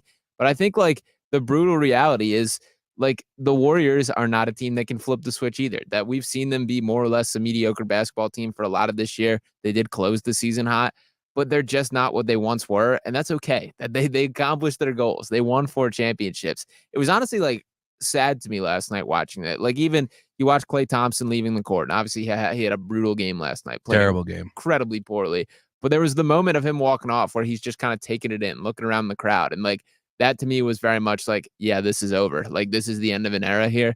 I do think that it is time to pull the plug to an extent. You ride with Steph Curry as long as he wants to ride with you. You give Steve Kerr the leash and the control of the team as long as he wants it. But I do think everything else is fair game. That I do think that I could see Draymond suiting up somewhere else in the foreseeable future. I definitely see Clay not returning next year. So I do think this is the end of the Warriors as we know it. Yeah, I think. How about this? That was Klay Thompson's been held scoreless 5 times in his career, and yesterday was the 5th. It's crazy. Yeah, and it was the biggest game of the year that he was held, and he was held scoreless. So it is intriguing from that standpoint. I think you do have to move on. You do have to get younger where you can, and they don't owe Clay anything, right? Like Steph has to be real. Like he can't say that this team has showed flashes. Like I was impressed looking at that number 27 and 12 after the All-Star break, final 39 games. But those 12 losses, take a look at some of those opponents. They were always the better teams. So they were never beating a team that is in their way, of like the Denver Nuggets or like maybe an OKC, if I'm not mistaken. I know that they probably did get a victory or two over those teams in the regular season, but in that stretch, in big time spots, the Lakers had their numbers, right? So it's like, you know that you need to make some changes if you're Steph Curry. He's smart enough. So, and why not? Why would you just want to bring everything back when it wasn't good enough to get out of the freaking play-in tournament? So it is the end of an era. But that treadmill of nostalgia, I think it ends with the front office. You can't allow the players' opinions to sway you one way or the other. You got to trust Steve Kerr. You got to trust your judgment as a general manager, as a scout, or whatever it may be, and try and get younger, try and fill in the holes. And Clay played well in April, but that's about it. Other than that, he was bad this year. He was. And it's the end of the time. And you said Draymond too? Like Draymond, they gave him that new contract, right? Yeah, he's under contract. Clay's the one that's a free agent. Correct. But like, that's almost more reason to move on. That like when you can get something in return rather than let a guy walk for free. That again, I think Draymond's a guy who has earned the opportunity to be a part of those conversations. But to his credit, like Draymond was far from the issue yesterday. He played very well. He had a good game yesterday, and when he's playing pure basketball, he's still a very effective player. Shot a career high from 3 this year. Like, I think there's life left in his legs. It would not surprise me if he wants to give it another run with another contender. I think there's a little bit of an itch on him that he's not just a system player. He's not just Steph Curry's sidekick, that he wants to prove that elsewhere. And he definitely has to clean up some of the altercations if he does go somewhere else. And who knows if that happened. But I could see like a team talking into that being the championship culture setter, taking a chance on him. Steph's really the guy that does call the shots, but somebody's got to be the bad guy, and not everything lasts forever. And I think they're at that point out in Golden State. Yeah, it's time to move on. And you get younger, you get some new blood in there, and who knows what will happen. All right. We talked a little earlier with Julian about some of these series prices, but, I want to come back to the Sixers because Jaime Jaquez caught my attention with the numbers there, 6.5 in that game. 6.5 for tonight on DraftKings Sportsbook for Jaquez. Who's getting the points from the Miami Heat in your mind? Duncan Robinson scares me, and his number's sitting pretty 6.5 too as well. Yeah, I probably like that one a little better. Jaquez was terrific for specifically the start of the season. He kind of cooled off as the year went on. He'll definitely play a role in this game. I think I definitely would look more in the direction of a Duncan Robinson for as far as value there. I mean, everything is going to flow through Jimmy. I've been pretty clear. I don't think Bam has the ability to produce much against Joel there. Hero will definitely get his buckets and have his opportunities as well. I think it's probably Jimmy Butler or Tyler Hero is the leading scorer. And I think if I'm betting anybody on the Heat tonight, it would absolutely be Duncan Robinson. Duncan Robinson. Interesting. No issues there if you want to take Duncan Robinson, though. All right. And then we're all on Tyrese Maxey. We're all on Joel Embiid assist. We like both of those plays. Anything else from the standpoint in this game? Tyler Hero as far as threes. I saw that. I want to say the under was played. Julian tweeted that out. Let me see if I can find that. Anything else for you in that game as far as points are concerned? Yeah, Oubre 13.5 I like a lot, and I also like Buddy Hield's points. The 8.5 you can get a plus 100 there. And by the way, if you parlay the Tyrese Maxey points at 24.5, Embiid assist at 4.5, and Sixers money line, you can get that at plus 310 or plus 315. I'm sorry. There's also, I played around a little bit with some alternate lines. Buddy Hield 3 3-pointers and Tyrese Maxey to score 30. That's plus 675 there. I think that's worth taking a shot on. So both those are fair plays, I think. But yeah, from the Sixers, I do expect a pretty well-rounded scoring effort with Hield making an impact, Oubre stepping up to the moment. I do think Oubre is going to shine in this one. He's going to bring it from start to finish. There's no doubt in my mind. Yeah, and he can capture the heart of the city too. Kind of already has, I feel. That it feels like he's one of the more well-liked guys on this team, and deservingly so. He just competes every single night. Yeah, but if he goes off in the playoffs, that's a different level to it. And then he's got some funky outfits picked out for like the post-game press conferences. You know that. He's electric. Yeah, he's a strange dude. I love it. He's not strange. He just has his own style. Let's just put it that way. Yeah. It's a little different. And the last time that they played this Heat team, one of like the signature Kelly Oubre moments, I feel that gets the steal. It's him and Jimmy Butler going shoulder to shoulder. Yes. Butler trying to lean in and steal. Basically just out muscles him, knocks Butler over, goes up and dunks him, and comes down with the flex. Like, that's Kelly Oubre. He's going to be blowing kisses at the Heat bench. He's going to be doing everything, smiling, clapping, pointing the other direction on everything. I was cautiously optimistic going into the year on the Kelly Oubre experience. It's been nothing short of great, and I do think like he should be in the closing lineup for this team just about every night during this playoff run. Sean Bernard, full show. We're coming down the home stretch. One of the most bet props here on DraftKings Sportsbook was Tyler Hero for 3-pointers made, and it's the under 2.5 at +110. Wow. Yeah, the under is the number one prop played there as far as threes are concerned for tonight's game. We'll hit on the other game going off tonight, the Hawks and Bulls. Plus, we'll hit on some series prices as well. A lot to do, only a little time. Don't go anywhere. Daily Ticket, back after this. Autopalooza is Barbera the best? Boy, I guess. Fox Sports Radio, The Gambler. Now, total traffic for Philadelphia. We've got jam traffic on the Schuylkill westbound University to Girard, then further west, crawling approach to the Boulevard to Gladwin with a crash in the right lane. Eastbound Schuylkill, stop and go Blue Route to Belmont and Boulevard to South. The Vine Expressway busy both ways, Schuylkill to Broad. 95 northbound Jeff for the airport to Broad Street, and then stop and go Allegheny to Bridge. Southbound 95, that's heavy. And Woodhaven to Cotman, Bridge to Penn's Landing, and Ridley Park to 320. Blue Route southbound Jan St. David's and Media Swarthmore are to tell it total traffic. This report is sponsored by True Green. True Green is the easiest and most affordable way to get a beautiful lawn. All you have to do is water and mow. And to top it off, when you sign up for an annual plan by April 20th, you get one application free. Call or visit truegreen.com today. Restrictions apply. Sean Brace here for DraftKings Sportsbook. Listen up. The 82-game preseason is in the books. Now it's finally time for the real season. Don't miss out on any of the NBA playoff action at DraftKings Sportsbook, an official sports betting partner of the NBA. From the play-in tournament through the NBA Finals, DraftKings Sportsbook has you covered with same-game parlays, live betting, and more. And if you're new to sports betting, it's super easy to get started. Try betting on something simple, like for a team to win. Go to the app, select your team, and place your first bet. It's that easy. And here's something else to sweeten the deal for new customers. Listen up. You bet $5, you can get $200 in bonus bets instantly. Now, new customers, just download DraftKings Sportsbook app now and be sure to use promo code BRACE. That's promo code BRACE to get $200 in bonus bets when you bet just $5. And that's only at DraftKings Sportsbook. The crown is yours. You must be 21 or older. Pennsylvania only. Bonus bets expire 168 hours after issuance. Eligibility, deposit restrictions apply. Terms at sportsbook.draftkings.com/bball. Gambling problem? Call 1-800-GAMBLER. In this week's Marketers Report, Dana Nussbaum, Executive Vice President, Worldwide Marketing at Warner Brothers Discovery, weighs in on regional audio marketing and the movies.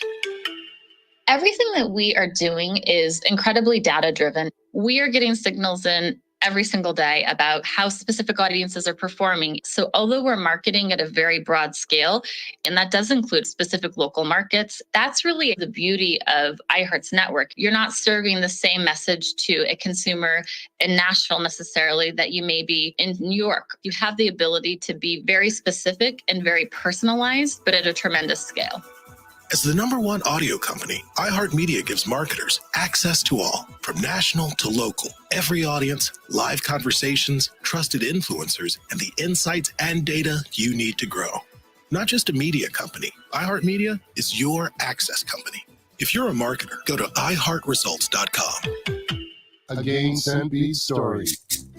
Jim was at the laundromat when he heard his ear said Maraca, senor, but his nose said, "Hey, freshest scent ever." Following his nose, Jim found a man pouring a bottle of Gain St. Bede's into the washer. The scent, the freshness. Jim blurted, "Sir, your scent Maraca smell amazing." Actually, Jim, most noses call them Gain St. Bede's. Try Gain St. Bede's, way fresher than detergent alone. I love a beautiful lawn. I hate doing lawn care. That's why I use True Green. They're the official lawn care treatment provider of the PGA Tour, and we all know those are some nice greens. So just imagine what they can do for your lawn. All you have to do is water and mow. And to top it off, when you sign up for an annual plan by April 20th, get one application free. Visit truegreen.com for the best lawn at the best price, guaranteed. Restrictions apply. Hey, man, you all right? Need me to call 911? No, call Top Dog Law. Get top dollar for your accident at topdoglaw.com. Once again, that's topdoglaw.com. The free iHeartRadio app has over 100 commercial-free stations waiting for you to explore right now, like Deep Cuts. Featuring deep album tracks from iconic artists like the Beatles, Led Zeppelin, Pink Floyd, The Who, The Stones, and more.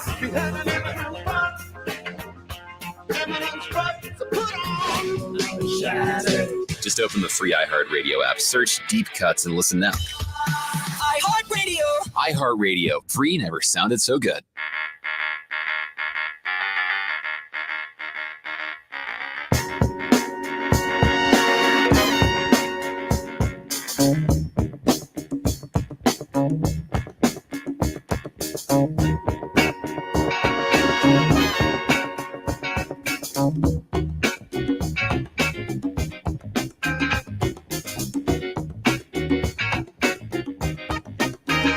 I've been in the right place, but it must have been the wrong time.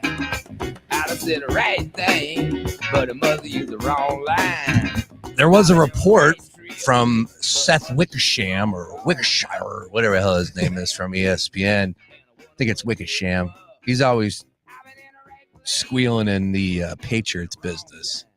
But apparently the Philadelphia Eagles and Howie Roseman in general had a discussion with Bill Belichick after the season was over and had some interest and, kicked the tires to hear what Bill Belichick had to say.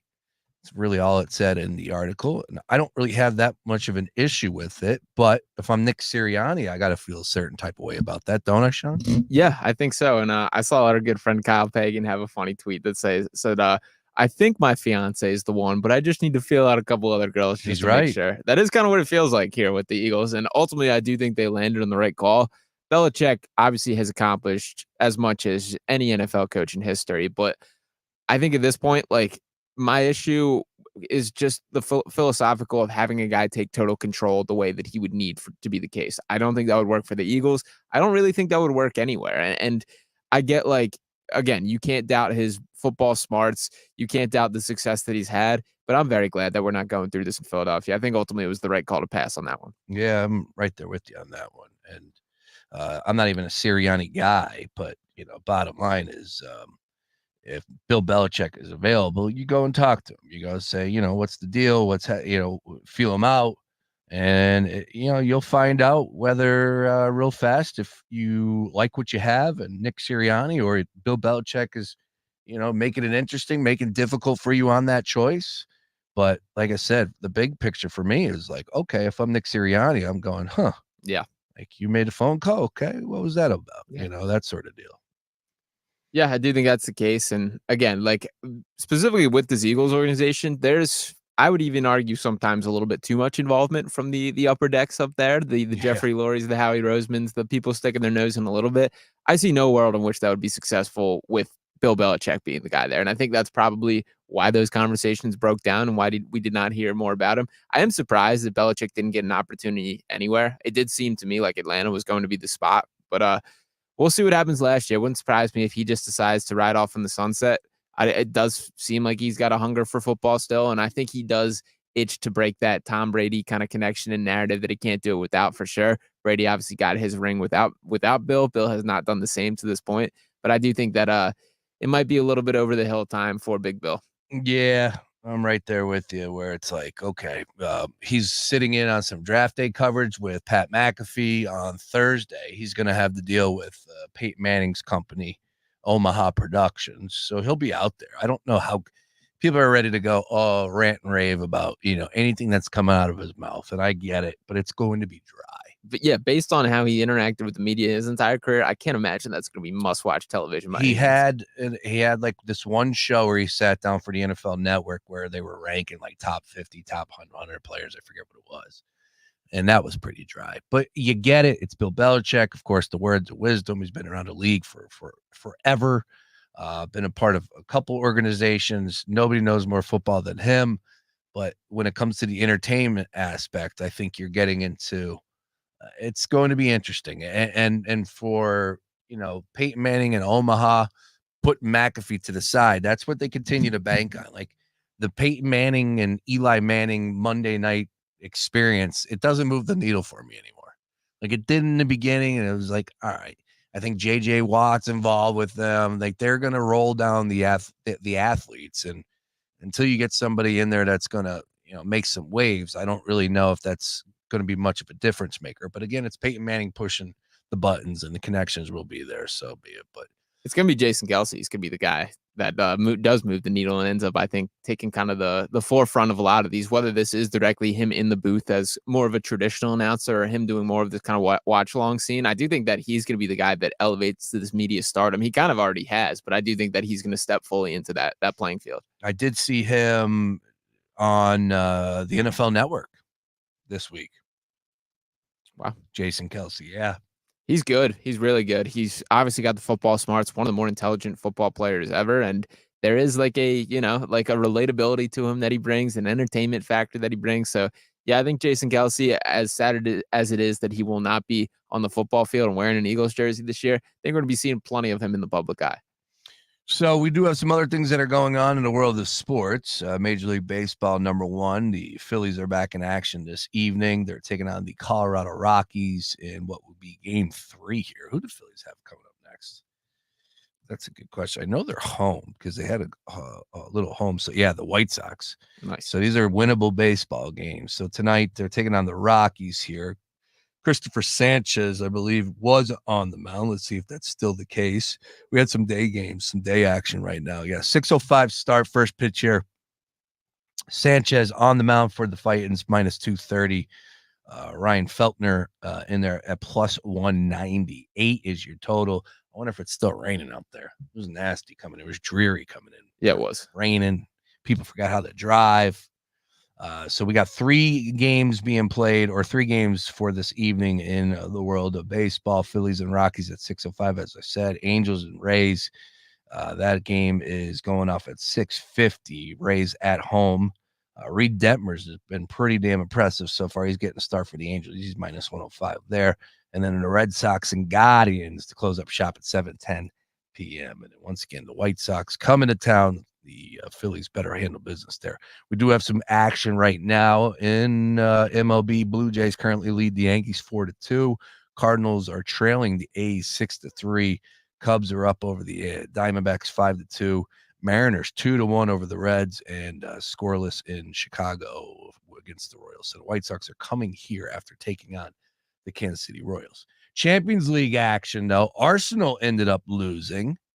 And we are in PKs here, and this is for the opportunity to advance in Champions League. Whoever comes through, PKs between Manchester City and Real Madrid. It's tied up 4-4 aggregate. Second leg here will advance to the Champions League semifinal, which will be the final 4 teams left in Champions League soccer. It doesn't get much bigger than this. Are you a pro penalty kick guy? Do you like that the game can be decided? You have to. There's no other way because it would go on. I do think that it would be kind of cool if it was just we're going until somebody scores. We're going 24 hours if we need to, because I do think that's part of the appeal of soccer is, like the length, the distance, it goes however long it could. But I do feel like there's got to be an end point, and it does make it exciting. Yeah, I think there's nothing you could do about it. You'd have to make unlimited substitutions. Fair. You'd have to have that. So get to the extra time.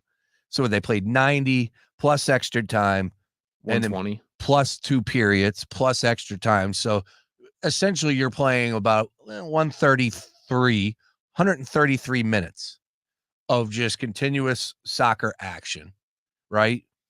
So, and then you're expecting these guys to continue until somebody dies on the field or they score a game winner. And I think somebody could die on the field, to be honest with you. Yeah, it's interesting. I think it'd be fun to play around with just to see it for a little bit. I don't know. I penalty kicks is such like a flip of the coin, which is my issue with it. Yeah. And why, the team does that deserves to win this game, which by everything that I've watched should be Man City to this point. They've been all over him from start to finish. Luka Modric gets stopped. And that very may well happen as Real Madrid missing the first PK there. So I do think that it becomes more of a flip of a coin than should be, the identity of things or really the justification of it, but it's got to be done. Yeah, that was a bad kick. Yeah, City up 1-0 here. Let's see. This game's in City, and they don't have a ball. Like, where the hell's the ball at? I think Modric just kicked that right away after missing that one. Did he? Yeah, that's funny. Little gamesmanship. Nothing wrong with that, but of course now the City representative is a little frustrated. Oh, he put it all the way up into the stands, and then the fans just threw it. That's great. The best is how small these guys are. Like Messi, this dude, whoever is kicking right now for City, he can't be more than 5'2". Oh yeah, tiny dude. Those were the worst guys to play against too. I hated the little quick guys. I bet. Let's see if City goes up too. Oh, here. Oh right my at him. goodness! It's a terrible PK. Yeah. Oof. All right. Things just got spicy there. Luka Modric is saved. Yeah, he saved on that one. I guess he's expecting him to go dive, so he goes right down center. But usually you chip it if you're going to do that. Like, wait for the dive to happen. He just drilled that dead center. Yeah, that wasn't a good kick, bro. That was bad. People overcomplicate the PKs too. Just pick a side, hit it high or low, put your best foot on it, drive it through. Yeah, if you put it top corner, you can't stop it. Very rarely, yeah. There's just no goalie is going to be able to get that length unless you just completely guess right. Like 9 times out of 10, you're going to score if you just put it in the corner, top corner. But easier said than done, of course. I know that. I was always a bottom right guy. Slide it in the bottom right. Hopefully the goalie, the next goalie's not listening here. Next time you got to step up there and take a PK. All right. Once again, Sixers and Heat going off this evening. That's been the story of the day for us here. A lot of people checking in, a lot of confidence in Joel Embiid, a lot of confidence in the health for Joel Embiid, a lot of confidence in the fact that Miami is not the Miami Heat team. And that was your big takeaway was like, look, I get it. This is a team that's normally been able to turn it on, but you're not seeing that this year. Oh, another stop. Wow. And all of a sudden, the tables have turned. It is 2-1 Real Madrid over Manchester City. That was a nice save, too. And that place is quiet right now. Oh, Lord. Yeah, I'm not a Man City guy. I am a Pep guy. I love their head coach, but I'm not a City guy. Yeah, Pep Guardiola does rock. But yeah, it makes sense. You're a Man U guy. Man U and Man City, they can't get along. Correct. All right, final thoughts before we get out of here, sir. You are believing that the Sixers will be coming out on top this evening. Double-digit victory here. So no ifs, ands, buts about it. You're giving the 5.5. No ifs, ands, buts about it that I think the Sixers team is built for this moment. I think this is going to be a statement game tonight. Of course, kind of a must-win in general. But this is one that if you want to prove like you're a team that means business in the playoffs, it starts tonight. It starts with a convincing win. It starts with you putting your fingerprints all over this game from start to finish.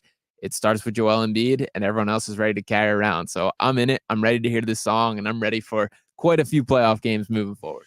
Ready to hear the song. Yeah. I don't know if I'm there yet. Wow. No, I am. I'm believing. It's time to get behind this team. Exercise the demons. This is the year. We're talking about it all week here on The Gambler. Tomorrow, you're going to get John Jansen in for me. Sean Menard will be on the show as well. Running victory laps. Hopefully tonight. Hopefully about 9:30. Just fill my timeline up. Friday, it'll be a fill-in. We'll have a bunch of program coming your way. And then Saturday, back at it. You'll have Mark Henry Jr. Of course, the boys will be live at Parks. Some great weekend programming. I'm heading south. I'm going to Myrtle Beach. This bird is flying south for 4 rounds of golf and basically 3 days. Ready to get after it. 79 and sunny. No rain on the horizon. Hopefully a Sixers victory tonight so I don't have to sweat them playing in a do-or-die game on Friday. That's all I want. Would not be fun. No, that's all I want. All right, we got the goalie taking the kick here.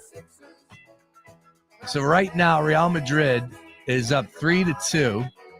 The goalie for Man City drills it, nails it. But I think if Real Madrid makes this one, it's over. Goalies are always the best of this. You know why? Because whenever they're left alone, all they do is just take shots on each other. So they just rip it while we're actually the other players actually running and stuff. Goalies just rip shots at each other continually. Like our keeper in high school, shout out Gus Valeriana, who's awesome. Shout out Gus. He legit probably had the best shot on the team, and he was our goalie. And he would love to play field every chance he got. He took a couple PKs for us in games. I ran my yap when the Union drafted Andre Blake, and we went up to practice with them, and I took a PK from a goal. Now, if Real Madrid makes this, they advance, go home City, and he does. Game and it's over. game. Wow. And those folks at City have to be miserable. I love it. Nothing better than that. All right, coming up next, Swinging and Dinging, followed by John Jansen and the line change. Everybody enjoy the games. Go Sixers. Sean, thank you very much for a couple minutes today, for stopping by. More than a couple minutes. Absolutely. Be sure to follow Sean on all things socials for everything Sixers and the NBA. Good luck on those plays. I'll talk to you on Monday. Peace.